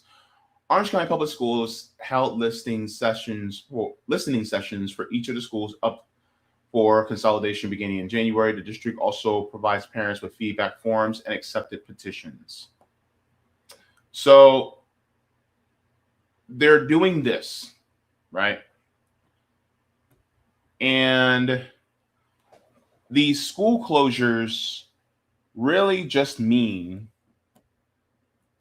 that what they're trying to do is they're trying to push children into charter schools. And here's the evidence here. This is before this eventuality happened. It says enrollment down at Central Florida public schools. Most blame voucher program, right? It says enrollment is down in all but one Central Florida public school districts this year, with most blaming state's universal voucher program for siphoning away students and funds. Public schools in Orange, Osceola, Seminole, Volusia, Brevard, Flagler, Lake, Marion, and Polk counties all had lower school enrollment during the first few weeks of school when compared to last year's enrollment numbers. Only Sumter has had higher enrollment numbers, which reports 375 more students this year. So here's the thing, right? Think about it. Everybody and their mama started moving to Florida back, 2019, 2020, especially, after the pandemic, because apparently, Ron DeSantis was like, Florida's open. And so next thing you know, everybody decided to come here, right? People wanted to get away from the winter cold. People also heard that, we don't have any state income tax. And on top of that, of course, it's cheaper, right? So they think until you get a job down here and you can't get the same rate of pay as you got up north. Well, then you realize, if you got the same rate of pay, or if you got the same ratio of pay down here, then really you just can't afford living down here. It's just everything's at a lower amount, right? But we had an expansion. Our population grew.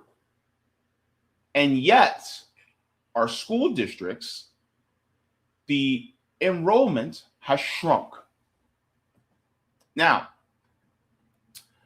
let's take a look further. It says most districts are blaming Florida's universal voucher program, which pays eligible students, that's a key word there, to receive fully funded private or homeschool education. The universal voucher program took effect during the 2023-2024 school year, and now more students in Florida attend a school of choice rather than their neighborhood public school, according to Step Up for Students, a nonprofit that distributes school choice scholarships. Volusia County Schools says scholarships, PEP scholarships, private schools, etc., are to blame for the drop in enrollment. Seminole County Schools said that the decline is due to a combination of factors, including declining birth rates and universal school choice, which is a term used to describe the policy behind the creation of voucher programs. Governor Ron DeSantis, who supports school choice, said this competition between public and private schools for students is a good thing.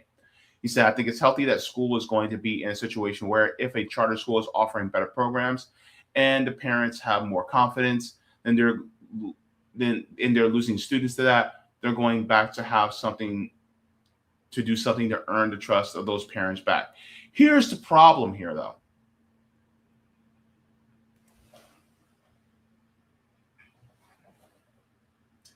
Because a lot of times, a lot of parents will say, well, I need my kid to go to a better school, and the only school available that's better is not in the public school, but in a charter school. But why is that public school not doing that well? And we're going to get into that. Because it's more nefarious than you think, right? I'm gonna place it right now. I do not agree with having charter schools. I don't. And as we go through this, I'm going to explain exactly why. In the video that we have here, it gives part of my reasons for why. And this is one of the reasons why we have now 7 within the county closing elementary schools. So I'm going to share this one, and one of the things I want to say is, why are charter schools a problem? One word: privatization. So let's take a look at this.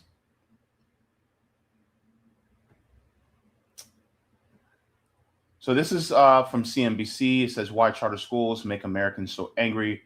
So let's go into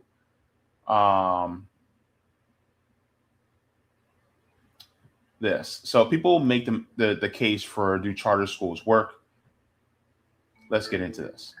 A charter school is a publicly funded school that is established by a private group. The charter school creates a contract with the state and local government. That contract lays out specific accountability requirements for the school, and the government has the ability to shut the school down if it doesn't meet those standards. Charter schools are exempt from certain state laws and regulations that traditional public schools must follow. There are about 7,700 charter schools and campuses in the U.S., with about 3.4 million students enrolled. KIPP is the largest charter management organization in the U.S. as of September 2022. So hang on. This video came out 3 years ago. So this number is larger. So I just wanted to give you guys that perspective. All right, let's continue. As of September 2022. KIPP stands for the Knowledge is Power program. KIPP's approach is that together with families, we create joyful schools with academically rigorous content at our schools to prepare students for college, career, and beyond. More than 2,700 students attend KIPP Philadelphia schools. Admission is determined through a lottery system. 97% of the students identify as Black or African American, and 76% qualify for free or reduced lunch. In 5th grade, I started at KIPP Philadelphia Charter School. My brother, he was first enrolled. He won through the lottery, and I was able to go because I was his sibling. I decided to come back to KIPP as a teacher because that love I felt in 5th grade all the way to KDCA, I still felt as I came into my interview to become a teacher at KIPP. Proponents of charter schools say they improve public education standards through competition by giving parents a choice of where to educate their children without the burden of paying for private school tuition. We knew.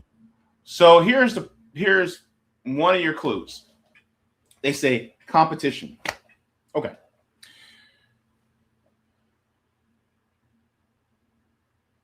They're going to use words like that to make you think that it's like buying a cereal. Well, you know, this cereal or that cereal. So you get to compare and which one's better. And then this one, you know, the kid does better. But as we move forward, you're going to see why privatization in education is not necessarily a good thing, at least from my perspective. But you guys can always let me know in the comments. Let's continue on. Knew that there were a whole lot of schools me and my brother could go to, but we chose specifically KIPP because we knew that they were a school that would care about us. Being a Black male in education is extremely important to me because it brings diversification. It brings passions, it brings connections. That I want our teachers making sure our students' identities are present in anything that we are putting in front of our students. So that means a book that we are reading, our students connecting to that book in a way that connects to their cultures and their identities. Charter schools do work. Nationwide, KIPP students graduate at a rate of 34% with their bachelor's. This is 3 times the rate of their peers coming from similar socioeconomic backgrounds. But just like with traditional public schools, charter schools can show mixed results. A 2019 study of Pennsylvania schools found that charter schools in rural areas either performed the same or worse than their traditional public school peers in math and reading. Suburban charter school students showed less growth overall in both subjects than those in district-run schools. Urban charter school students outperformed in reading, but performed about the same as their peers in math. Quite frankly, there are some great charter schools and there's some not so great charter schools. The same way that we have some amazing traditional public district schools and some not so amazing ones. Charter school. So here's the issue, right? All these speak about, you know, we want kids to be able to, you know, not only learn, but also keep that connection with their identity. Particularly, this is a predominantly Black charter school. Who said that can't be done within a public school? It just depends on really the administration that you have. And the problem is the political divide that we have within the country. But the thing is, it's like that administration can also deem that for charter schools as well.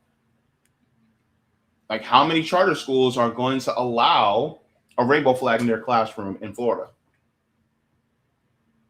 You know, you and I both know that the state government is going to pull funding from that charter school and say, well, no, if you guys have anything like that, anything that's woke, right?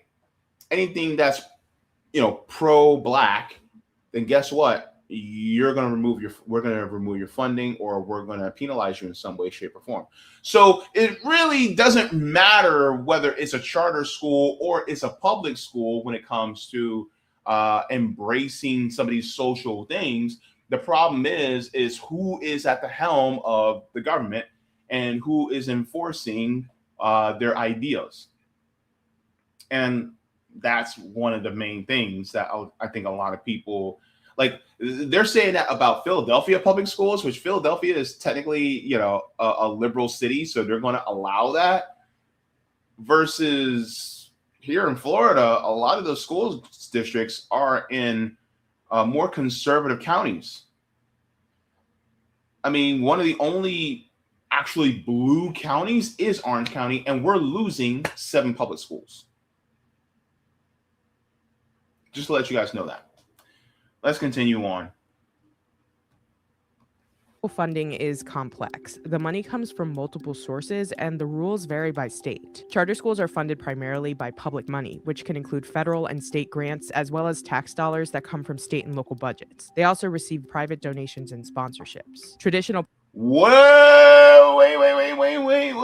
What was that last one? Wait.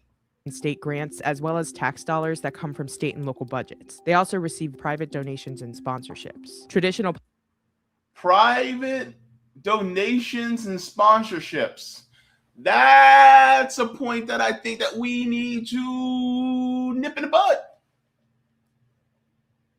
What did Bushware say? Who funds you runs you? Is it just the state and federal money that pays for school? Well, with charter schools, some private money can also contribute. And it could be from some people who have other ideas or other agendas that are outside the purview of the people. And the thing is, like, you as, just John or Jane Q. Public, you may not have money like that in order to be able to put into a charter school, because a lot of y'all got it through a lottery because you didn't have the money to be able to afford private school.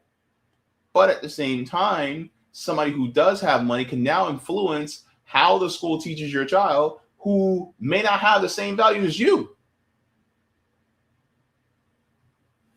I'm just thinking out loud here, y'all.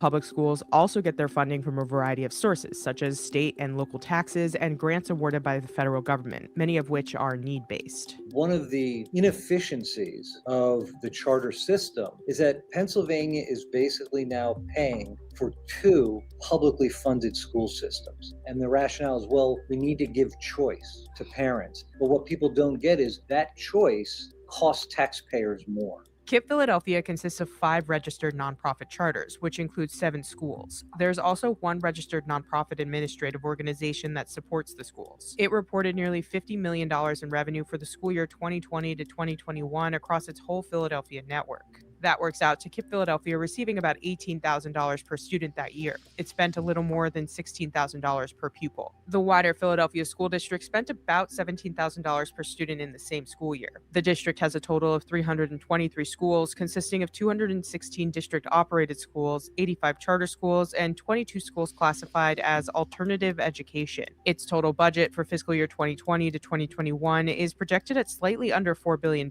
with about $1.2 billion of that going to charter schools such as KIPP. Each state, their charter system is different. In Pennsylvania, the school district pays tuition to the charter school when a student goes there. District-run schools frequently raise concerns over stranded costs. Stranded costs are the amount of money leaving the school minus the actual savings of no longer having that child to educate. Let's say in a given year, a district has 25 or 30 kids leave. Now they're leaving from different grade levels, so the class size goes from 28 to 27. However, you're talking about sizable pots of money that are going with the child. I would say a minimum of $25,000 a year. You've lost all of that money, but you can't, fire a teacher. You can't fire the superintendent. You still have to heat the building. You still have to turn the lights on. The charter advocates will say, well, the money just follows the child. The money follows the child, but all the costs are left behind. All of a sudden, there's a bad budget year and you don't have enough money. What happens? You cut art teachers. You maybe cut back on paraprofessionals who provide one-on-one help for kids. What winds up happening is there's a downward spiral, because as the money goes out with kids, the services the district can provide become less and less. And so more parents leave for charter schools. It puts some districts in critical places where they're really not able to service the kids that they have. Charter schools. So this is the situation that we are in here in Orange County. Is that they had, and a lot of times what ends up happening is to serve the charter schools, they will do death by 1,000 cuts to the public schools and then take that same money that they cut from the public schools and put into the charter schools. Well, then the quality, right, of the public schools goes down, but then the quality of the charter schools goes up. But some of that money, instead of going completely to the student, it goes to the nonprofit. And we all know about the nonprofit industrial complex, don't we, on this channel? Don't we in the audience know about the nonprofit industrial complex? And so then now, because these schools are not doing as well, parents go, hey, my kid's not doing that well because the school is underfunded, because the district took the money from that school and now they give it to the charter school. So now they have to take that child out of there and put it in the charter school. But the problem with charter schools is a lot of times it is owned by private entities. And guess what happens with privatization? They want to make their money. They're there to make money. The sole purpose is no longer to educate the child. Now, yes, they have some rules in place, but I'm going to tell you, the public-private partnership that they always talk about, you want to know what a public-private partnership is? The military-industrial complex is a public-private partnership. Where has that gotten us? All these public-private partnerships that constantly cut things out, or they'll diminish the amount of services for people just so that they can make a little bit more money. And don't let the whole nonprofit thing fool you, because really, technically it is for a profit. They just can't hold money in account, for later. It's like all that money has to be spent, but all that profit goes to the people at the top anyway. It's not really as noble as many people think it is. So now you're doing this and your child has to win a lottery, which means that your child doesn't get automatic enrollment. My question is, what does this mean for the child that is special needs? What does this mean for the child that's disabled? What if your child just isn't chosen because they can choose who gets in and who doesn't? So now schools can pick and choose which child they want to teach. Instead of it being universal, now you created a two-tiered education system where the kids at the bottom get the public school, and then the kids, some of the kids who that particular charter school may like, get to have a different education. And then the ones in the public school, they get less funding, less education than the ones who are at the charter school. But then the ones at the charter school, they're there particularly because some businesses want to make more money. And they're using your public dollars in order to be able to do it.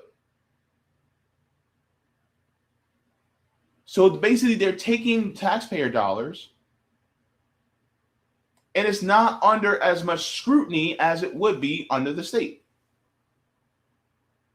And people go, oh my God, but they're doing so much better. But here's the question. Why are they doing so much better? Where is that money coming from? It's being bled from the public schools. The public schools could actually do well if you properly funded them.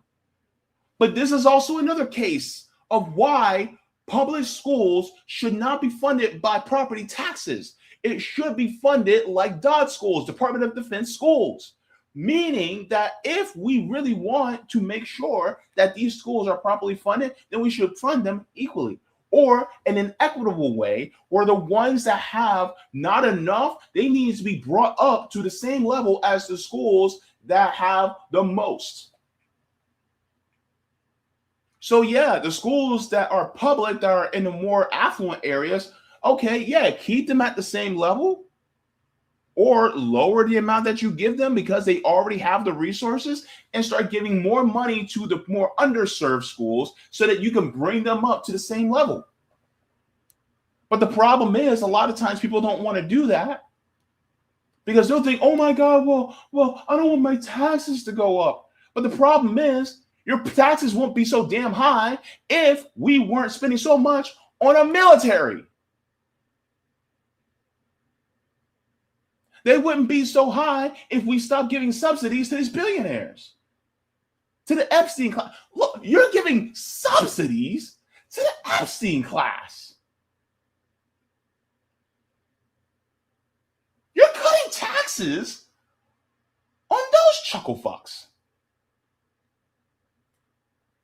And you mean to tell me that we're going to cut our kids off from a public education simply because we don't want to tax these yahoos over here that are doing the most to harm us?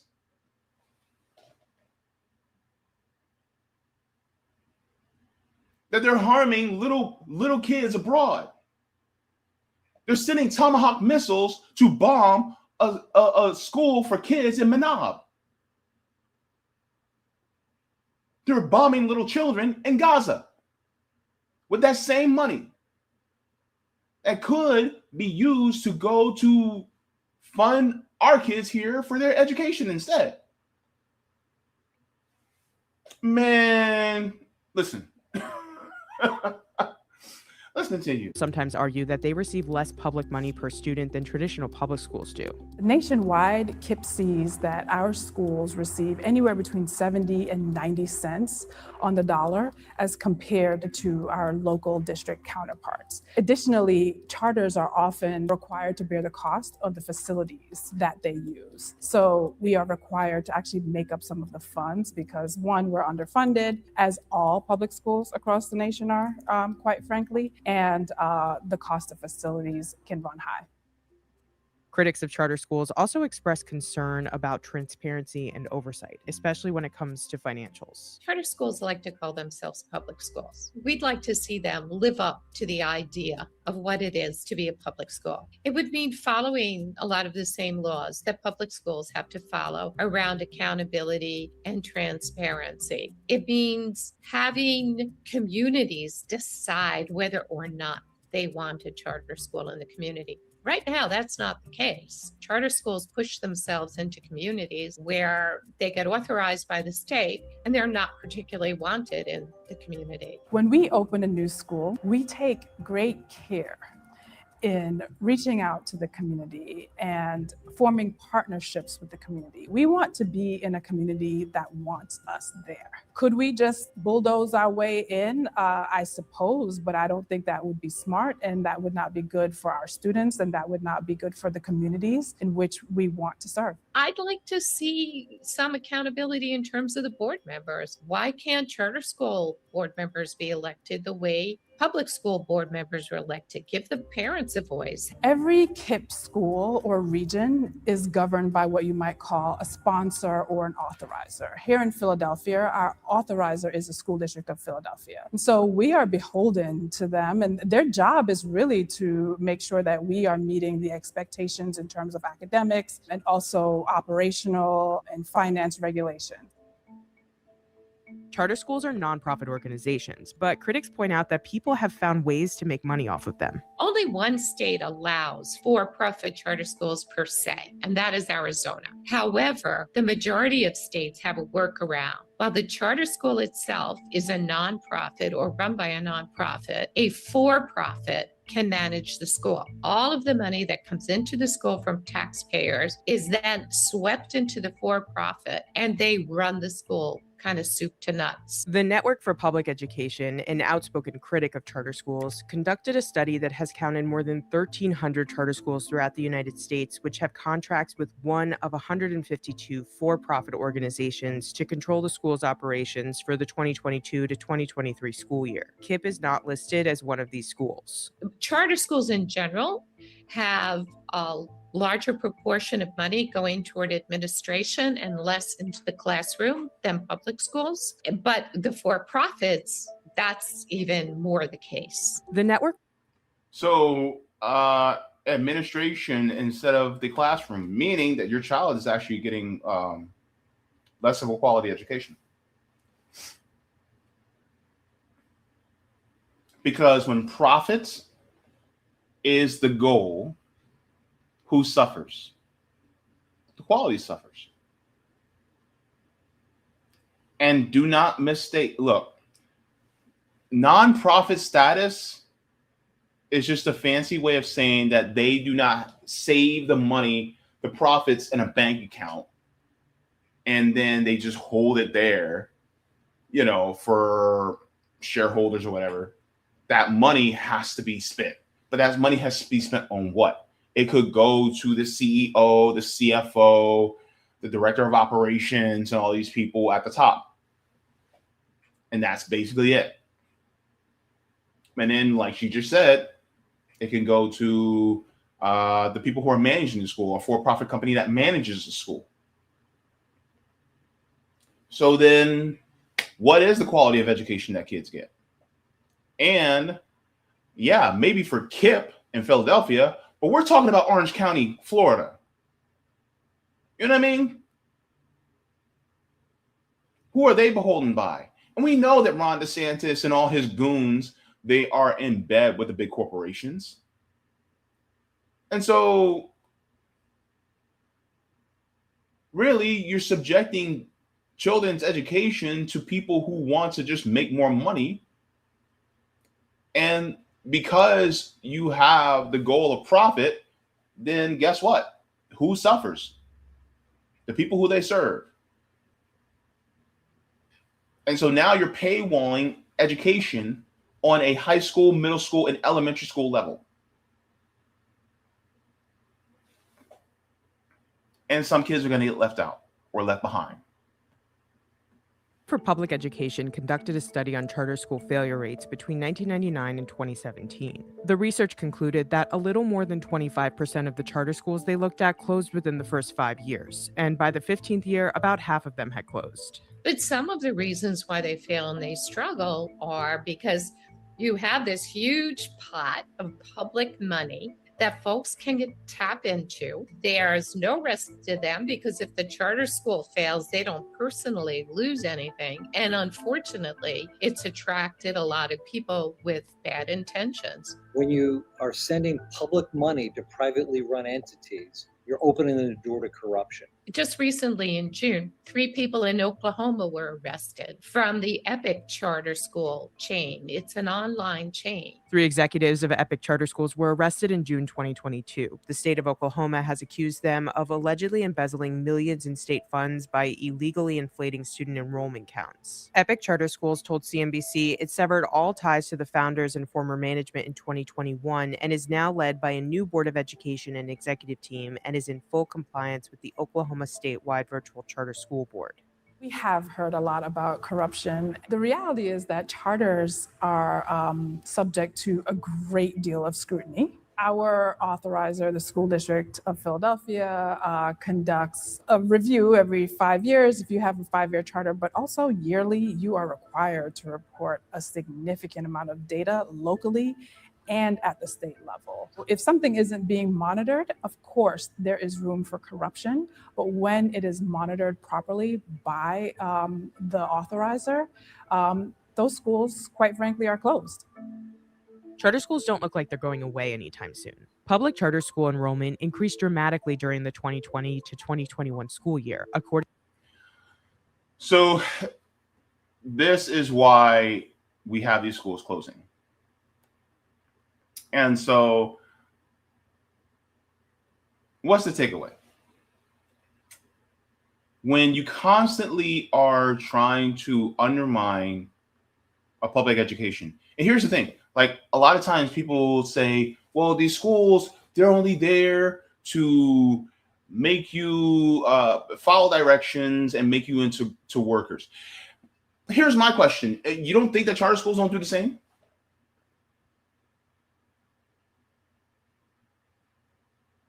They're there to make money. They're not there to actually instill critical thinking. This is why it's a systemic issue. So therefore, if you change the system, you also change education.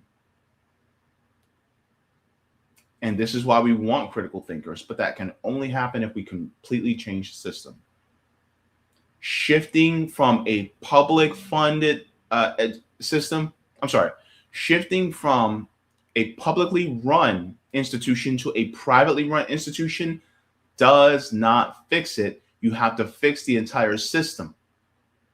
And then once it is actually ran by the people and not being influenced by corporations, then public school will work out just fine. The problem is that under the current system, they want to be able to make more money off of our kids. And who ends up suffering?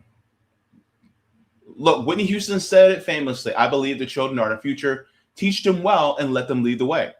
The problem is that when you have for-profit, then the profit comes first. That means you can't teach them well because that's not your ultimate goal. Your ultimate goal is profit. And so guess what? If they are the future and your goal is more profit than you are teaching the kids, then that leads us to a catastrophic future. Keep an eye on your local school boards and see exactly what's going on. And if you need to, go down to that school board and let everybody know exactly what's going on and why charter schools are not the best choice. Because I'm going to be honest with you, instead of giving all that money to charter schools, we really should be funding our public schools more.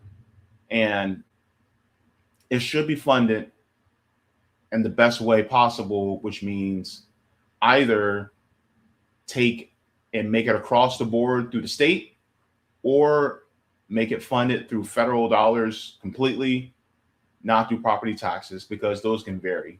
We want all the kids to have an equal and equitable education.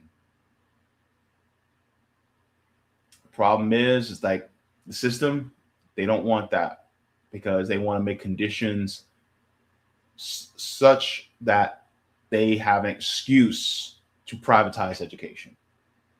We have to stop giving them that excuse.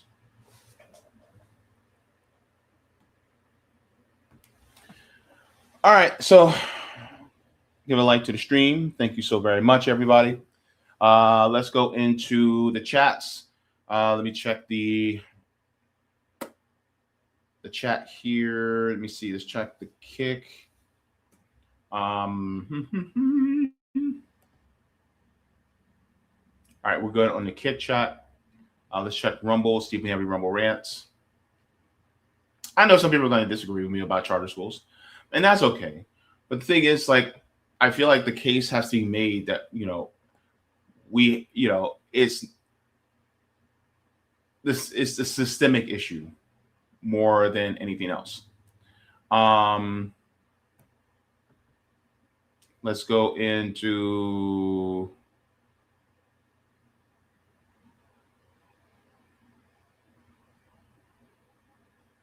Let's go into the chat here. Thank you to Sela says marketing for profit education hustle, unregulated and no standard accountability, only to shareholders' wants, not there to meet the needs of the community and children's individuals' learning needs. Yeah. Edward says charter schools are most concerned with cutting costs by paying teachers less, not allowing unionized teachers, plus cutting services. In other words, they treat these schools as a business. Exactly. They're not businesses, they're schools. And when people try to say, oh, well, we got to treat the government like a business. No, you don't. A government is a government and a business is a business. You know what I mean? Like, what happens if you treat your household like a business? Guess what? Your house, look, people who treat your household like a business, guess what? That's when families get broken because you treat it like a business. Doesn't make sense. A household is a household. A business is a business. A government, especially the federal government, what business do you know that makes their own currency and pulls money in by obligation and then prints currency and distributes it out through a central bank? What business do you know does that? You know, it's just weird to me when people go, oh my God, you need to treat government like a business. Stop it. I want to take a newspaper, roll it up and, you know, like, no, stop it. Sheila also says, New York City, these charter schools are permitted to take over the limited space within public schools. Wow. Roger says, SCOTUS Roberts, Supreme Court of the United States, Justice Roberts, making it harder for minorities today to prove racial discrimination, made it harder for his descendants to prove racial discrimination when they're the minority.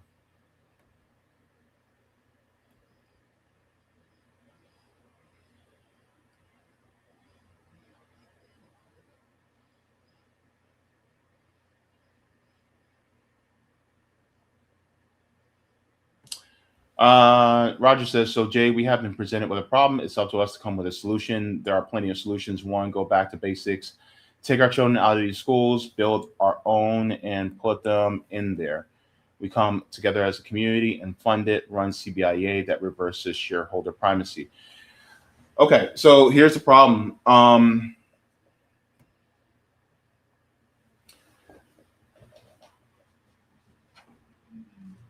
That would mean creating a charter school basically just for Black kids, freedmen kids. Would that mean? Is that what that means? How's that going to work out in the present system? You know what I mean? I feel like there's going to be a lot of, you know, there's going to be a lot of not even a lot of hurdles. I think there's going to be a lot of walls to run into with that. See, Elm says, love, thank you so very much. Bryce says, I strongly oppose charter schools. Same here. You know, it's just, can't believe that. And the problem is, like, I don't blame the parents. I blame the system, because now it's forcing parents who love their kids. They want their kids to have the best education. I can't blame the parents. The problem is that the system or the corporations and the nonprofit industrial complex that owns our government that are pushing parents into this, when in reality, they would rather their kids still just go to the neighborhood school where their other neighbors and their kids also go. But now they have to go to a charter school instead. And then on top of that, here's another thing. I'm trying not to get into a whole another rant, but also because you can choose which kid goes to that school,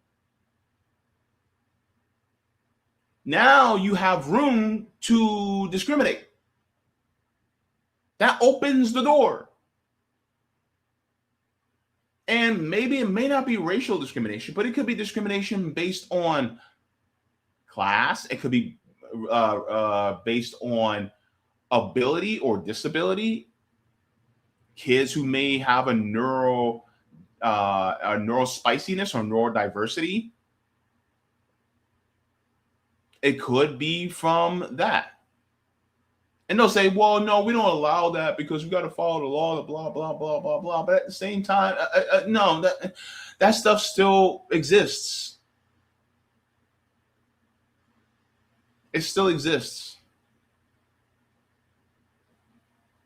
You know what I mean? I don't know.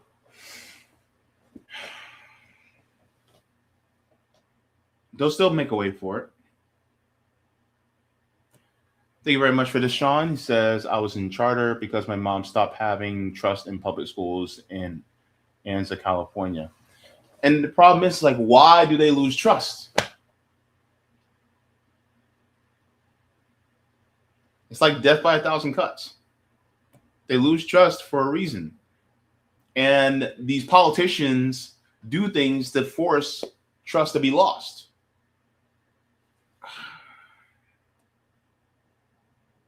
And I don't want public education to be built on the same foundation that a John Rockefeller wanted it to be based on. No, I say we completely change and flip it upside down. But that means doing the same thing with the entire system.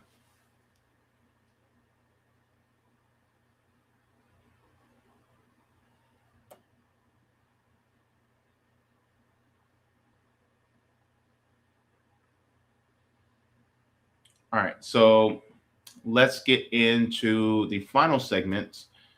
And this segment is not going to be long, but I hope you guys are able to take the poll. And I'm going to try to make sure I actually get the poll this time around because I missed last time. My apologies. But let's get into this. So, of course, we talked about Bolivia with Camila. Then we talked about 7 schools being closed. But now we're going to be getting into my predictions for the 2028 GOP. So let's get into this now. Let's get into my predictions. Okay. It's going to be a good one, y'all.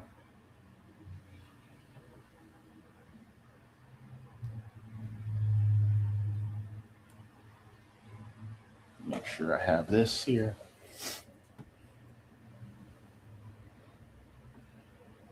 Sorry, guys. I'm just making sure everything's prepared because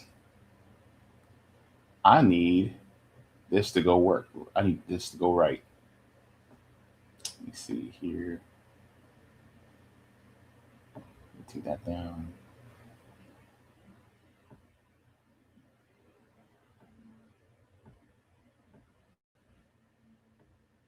Okay.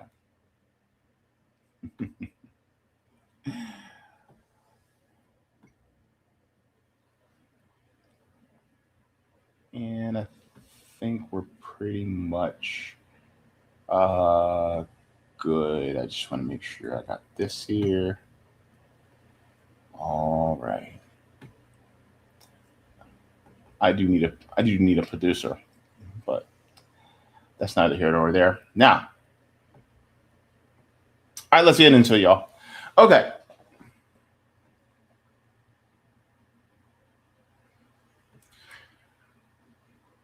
So my predictions. So as we're halfway through the year of 2026, many people are starting to guess who will be running in the Republican primary and who may win the primary by summer of 2028. I have my predictions of who it could be and who is the potential wild card that could give the presumptive nominee a run for their money. Let's start with this news that broke in the last 48 hours, guys, because this one, a lot of people had their idea, but now they're saying, I don't know. So let's take a look. This is out of Newswire. It says Vance considers abandoning 2028 presidential run, sources say. So I'm going to go into this other part in a second. But Vance is saying, I don't know about 2028.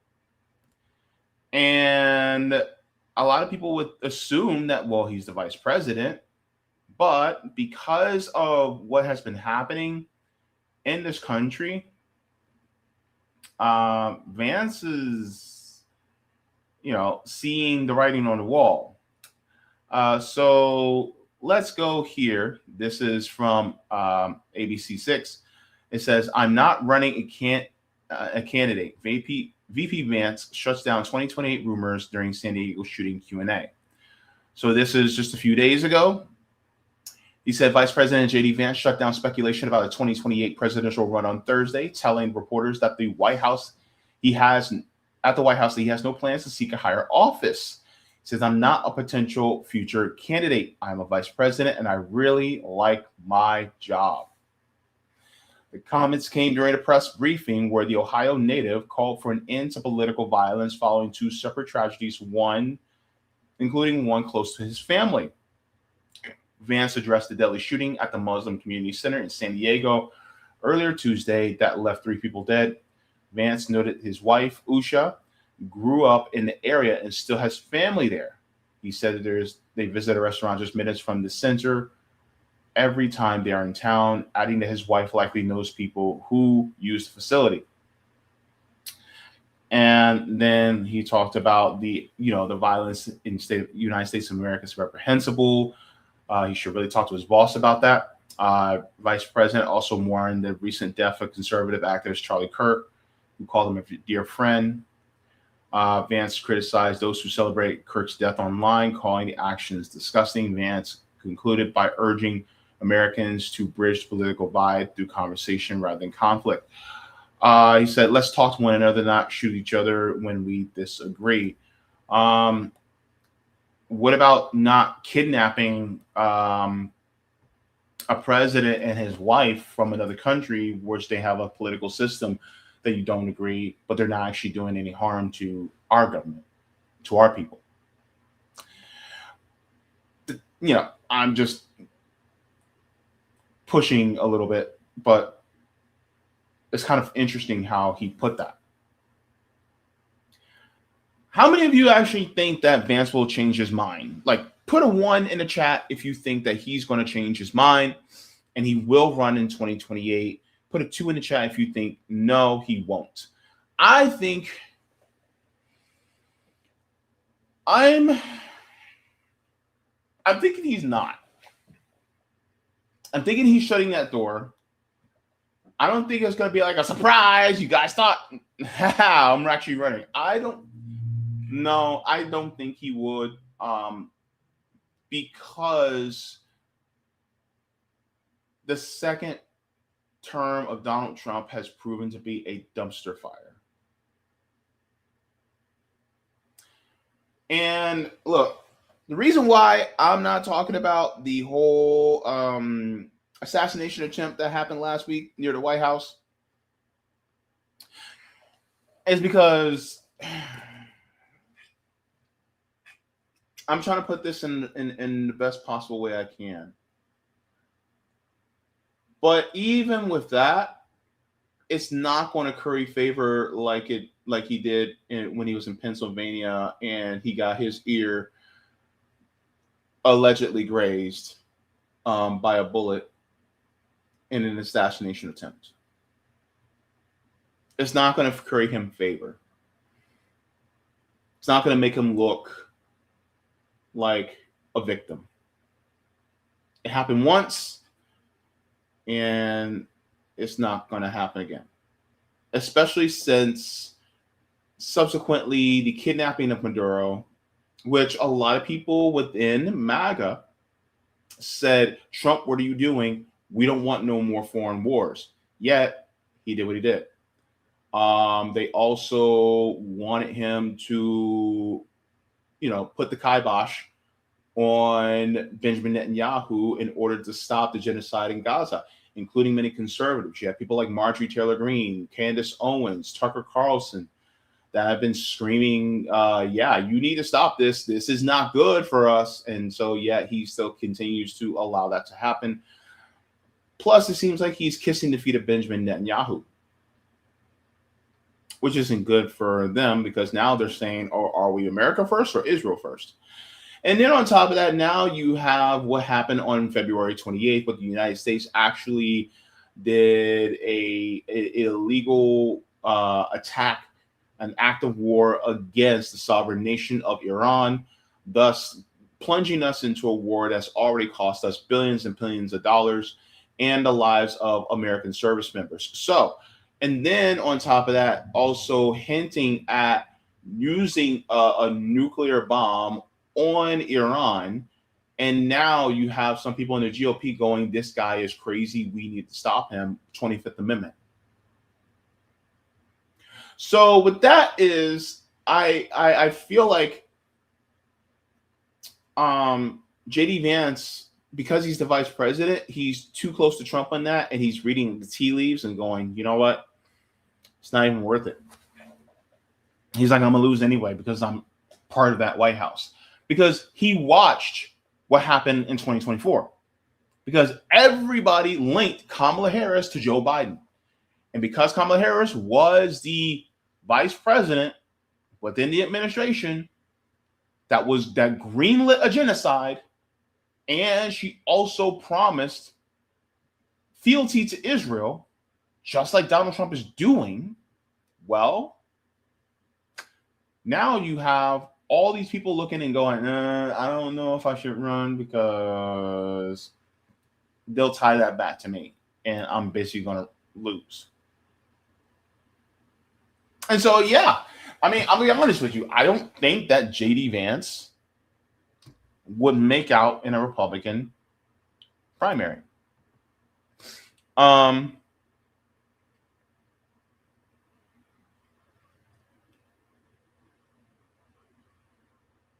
Let me see. I'm trying to look for people who put 1 and 2 in the chat. So Sela said 2, agreed. Ellen said 2 as well.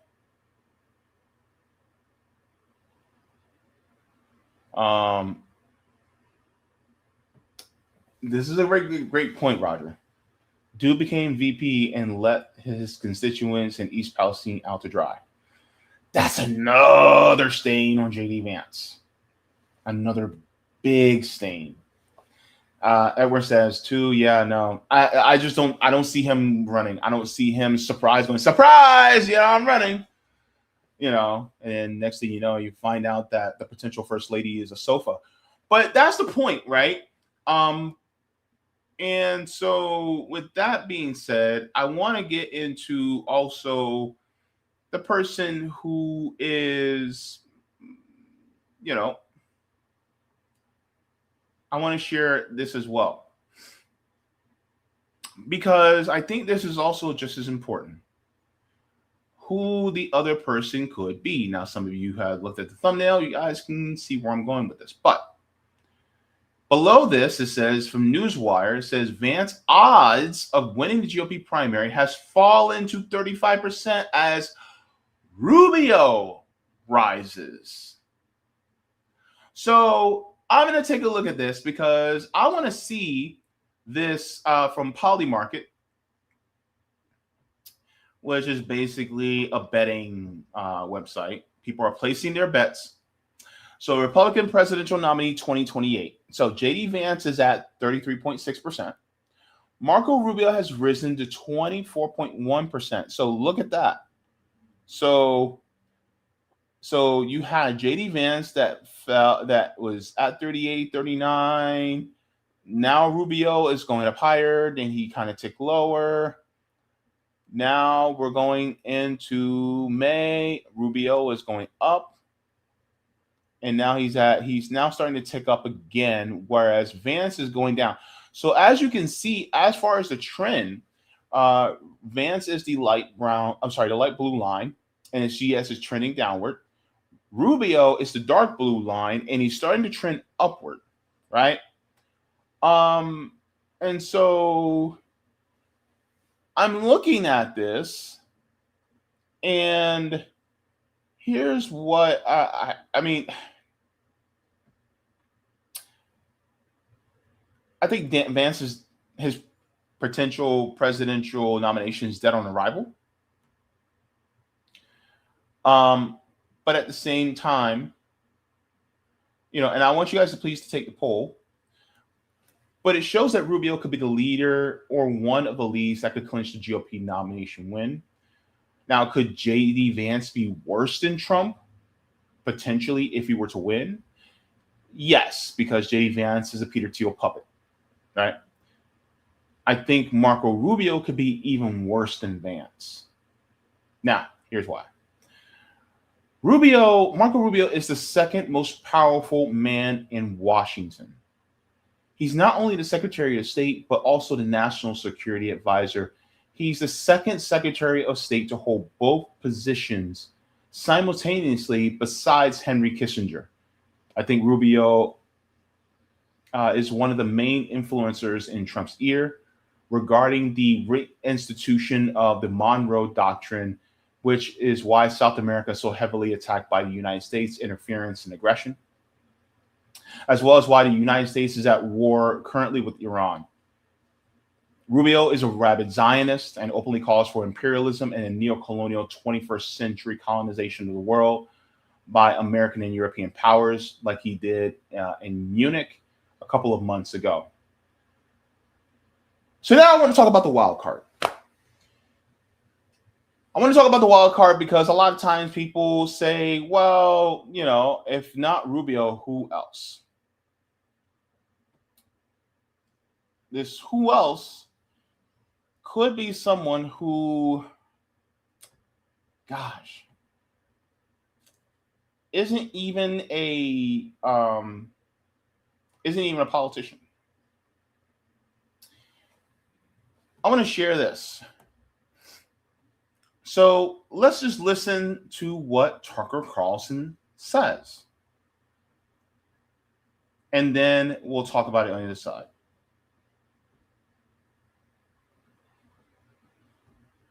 If you're in debt to anybody, you're literally in debt to them. You owe them something you haven't yet paid. So that is, by definition, their control over you, right? Yeah, they have control over you, and they can take your assets if you don't pay them. So I totally understand it, and it's a risky. Depending on the type of person. Some people are more risk taking when they don't have the funds. I don't believe you should be taking out loans that you can't afford. It's people saying don't spend money you don't have. It's something most people are aware of, but some people don't practice that.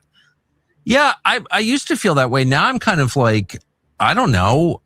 I think people should stop paying their credit cards. I know no one else agrees with me. And you have a moral obligation. Really? Well, you have a moral obligation not to send credit card applications to kids in college. So this goes both ways. It's like just blaming the drug addict and never mentioning the dealer. Someone's selling.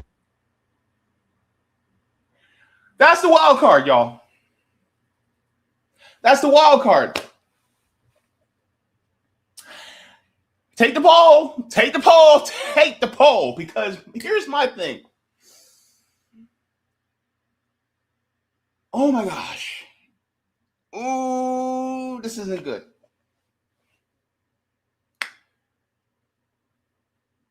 The problem, why isn't good? Because he's actually making sense. This isn't good, especially for progressives or Democrats. It's not good. Not at all. Let's continue on to that part about the drug dealer. Yeah, he was making a point there. Addict and never mentioning the dealer. Someone's selling the fentanyl, and that person is on the hook too. So that's how I feel. So like, is it a sin to rip off your drug dealer? I guess it's not one I'm going to judge you for. Yeah, I think it's 100% agree with you there. Yeah, if you're so.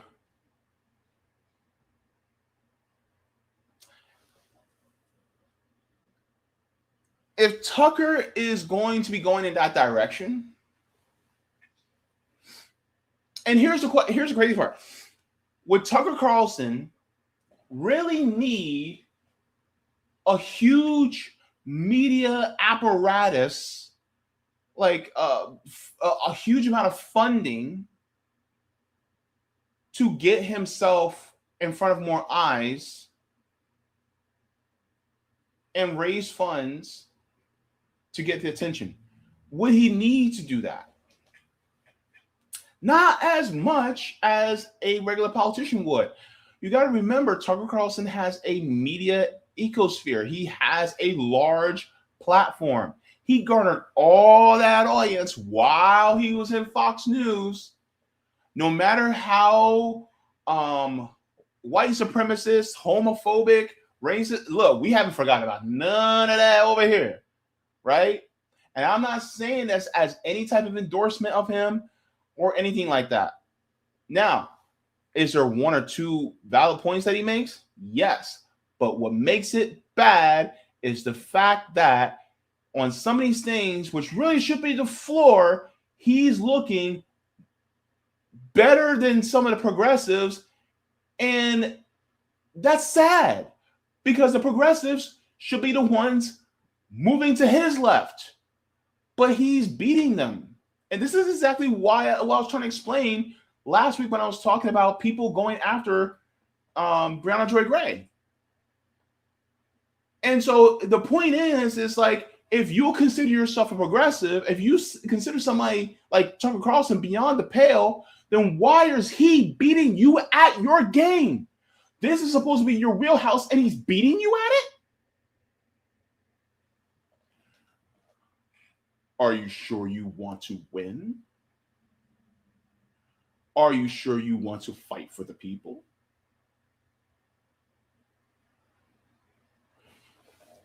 Let me share this thought. Because I'm going to be real with you. Somebody said this, and I'm glad they did, because here's the risk that Democrats and progressives honestly have now. This is from Q Ali. He's right. He says this guy is going to completely outflank Democrats on the economic populism and foreign policy and waltz right into the White House. Look, let me tell you, Q is right. Because here's the thing, right? Despite the anti-blackness, despite the xenophobia, despite the queerphobia,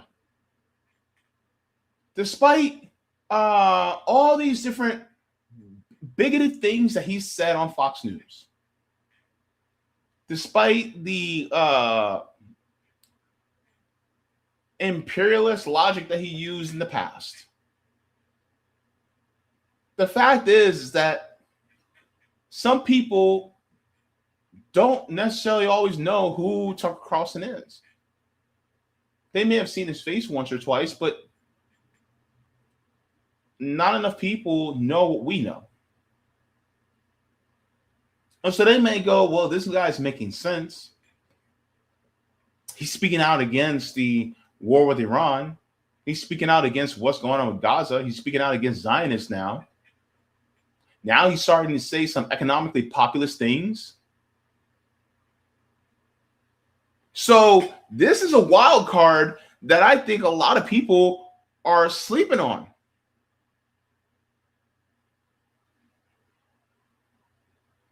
Because now, and then on top of it, who attacked him a few weeks ago? Donald Trump. And if Donald Trump's popularity keeps drifting downward, guess what? Anybody who is in Donald Trump's crosshairs goes up in popularity, not down. Yes, Thomas Massie lost his race last week. But who was the primary demographic that voted against Thomas Massie? It was the boomers.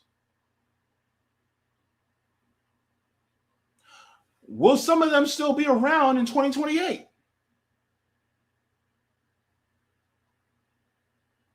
And then subsequently in 2032, will some of them be around? Nope. So here's the question. A lot of these people who don't really know the history of Tucker Carlson, like how many, and some of the people who would be eligible to vote in 2028 are just starting to learn to drive now. They don't know who Tucker Carlson was. They don't follow that history. So they may come from a conservative or even mildly conservative household, and they may hear what he says about Israel. They may hear what he says regarding the war in Iran, or they may hear what he says about, don't pay your credit card bills because everybody and their mama is now in debt.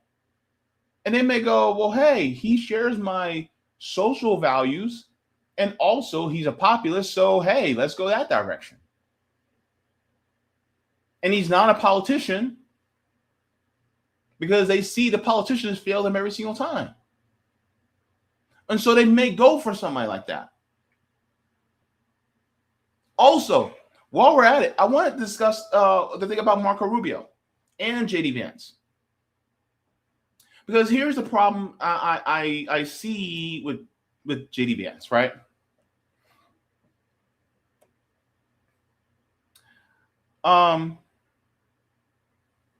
Now, Q is right.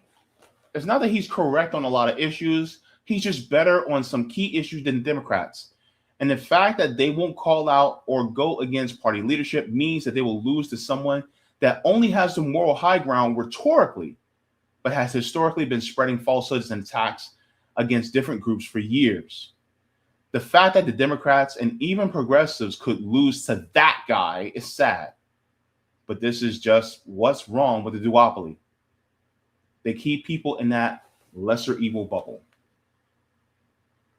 Now, JD Vance is too close to Trump. He's too close to Trump on the Iran war. He's too close to Trump on the economy.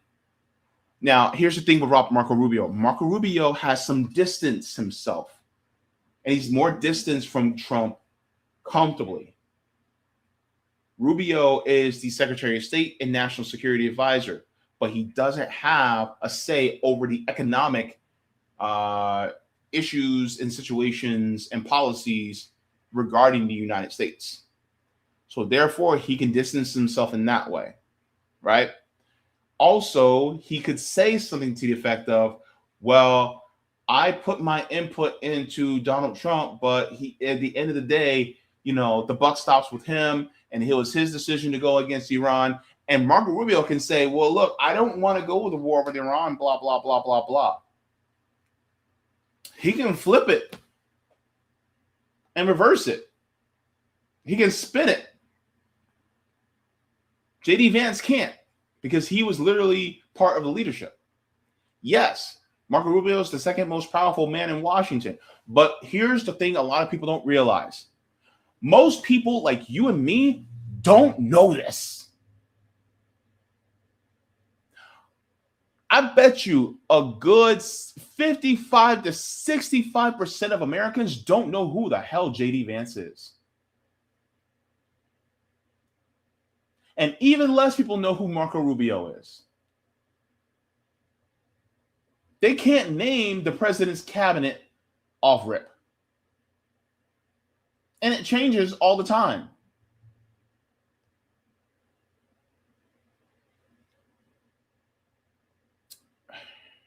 Tulsi Gabbard just resigned from Director of National Intelligence. How many people can tell you who the Director of National Intelligence was? How many people know who the Health and Human Services Secretary is? How many people could tell you who the Secretary of Agriculture is?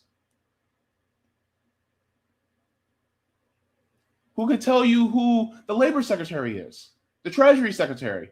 Who could tell you these things? Most Americans don't know. And so when it comes to knowing who Marco Rubio is, they'll just see him and go, oh, that guy, I think I remember him from 2020.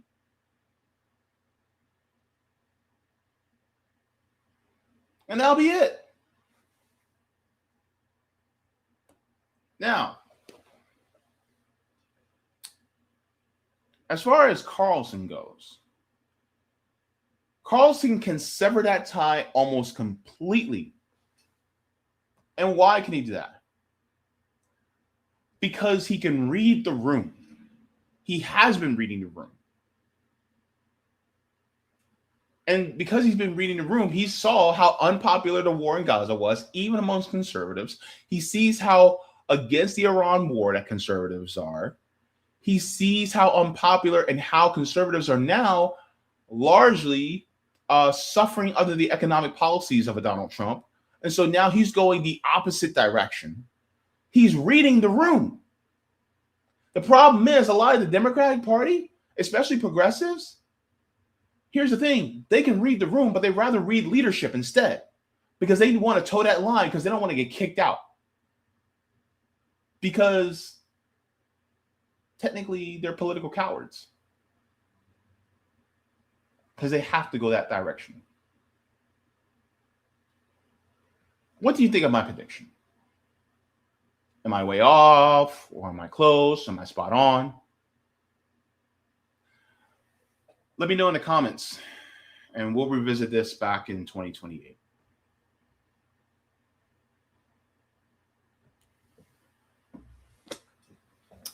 Give a like to the stream, guys. Let's go into, let me check the kick chat, and then we'll be, oh, let me show you guys the,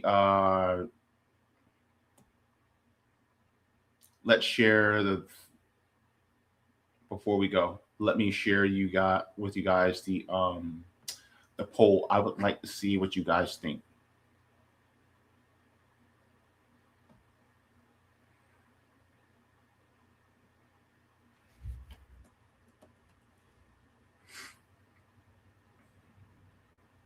Okay. Make sure I mute it. Okay. Let's pause that. Okay.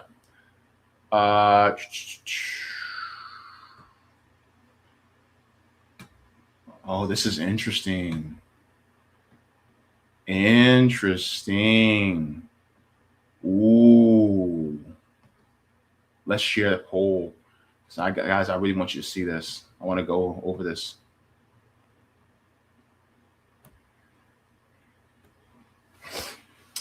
Okay. After 31 votes, do you think my 2028 GOP predictions are correct by at least 75%? 19% said yes, correct. 3% said incorrect. 58% said unsure. That's fair. And then 19% said there's going to be a wild card. We shall see, man. We shall see, but it's going to be interesting. All right, everybody. You know what to do.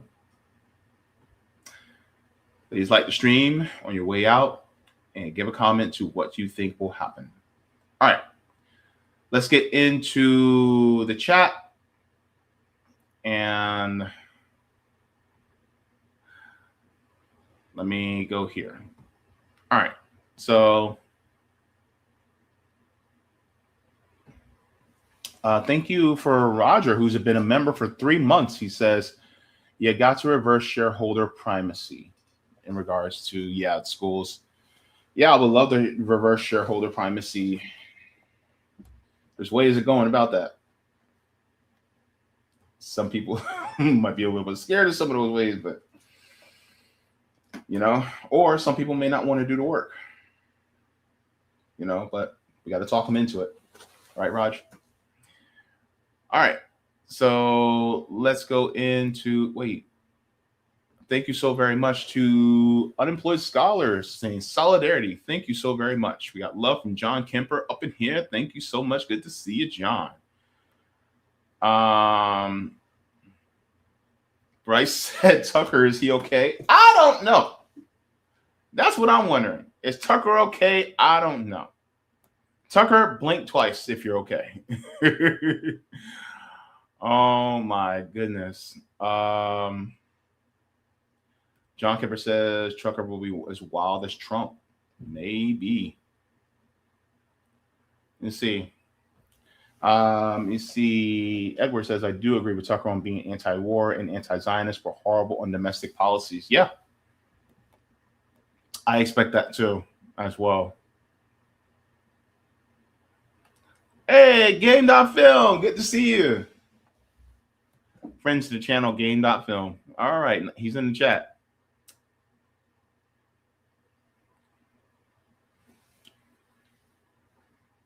Let me see. Sela says this is why he's talking and making the alliances with non-whites online. Interesting. Roger says we had 7 greatest generation presidents, 1 solid, mature president. Biden, 4 boomer presidents. Maybe Rubio and Cruz. Tucker will be the first of my Generation X to be president. Oof, yeah. I'm gonna be honest with you. Rubio will be the worst choice. Worst. He's a worst case scenario. Sean says, I'm hoping there's a third-party independent option for POTUS. We don't know. And I hope that is, if there is, I hope it is beyond a messaging campaign. All right, guys. So I got to get going. I have no idea, how much time I've been on here because it's not showing up for me. And my clock on my computer is whacked up. I don't know what's going on. But with that being said, I'm going to be seeing you guys another time. And also next week, stay tuned. I have a guest returning to the channel.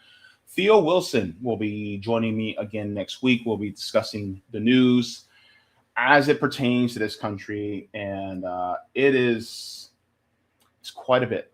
We'll be getting into that, and and I will be making sure to cover my readings, and I'm going to try to knock out like 3 readings tomorrow, because thankfully I have tomorrow off, so we can get that in. But guys, I appreciate you, and let me see if I have. I would like to leave with a fun video so that you guys feel good and you guys are, in a jolly mood. I'm not sure if I have it here, but let me see. Oh my gosh. Let me see.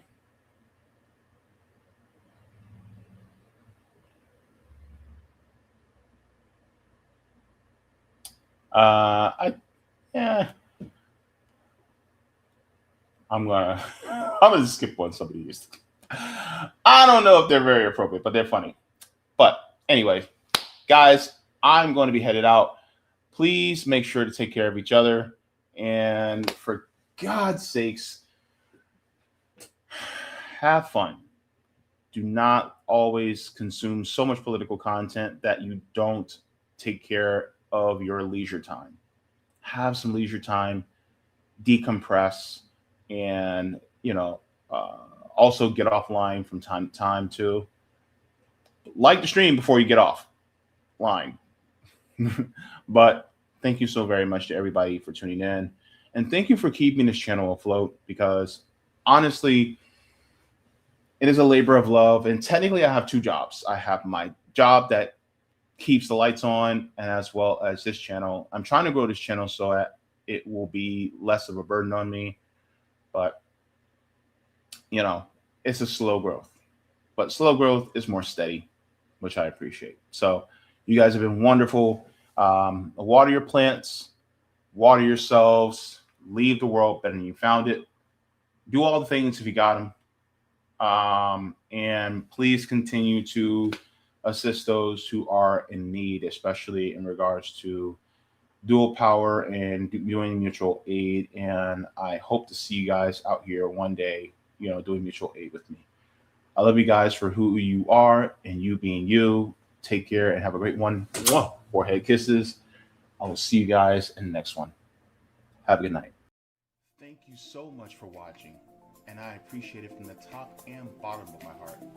If you'd like to see any more, you can look here. Forehead kisses.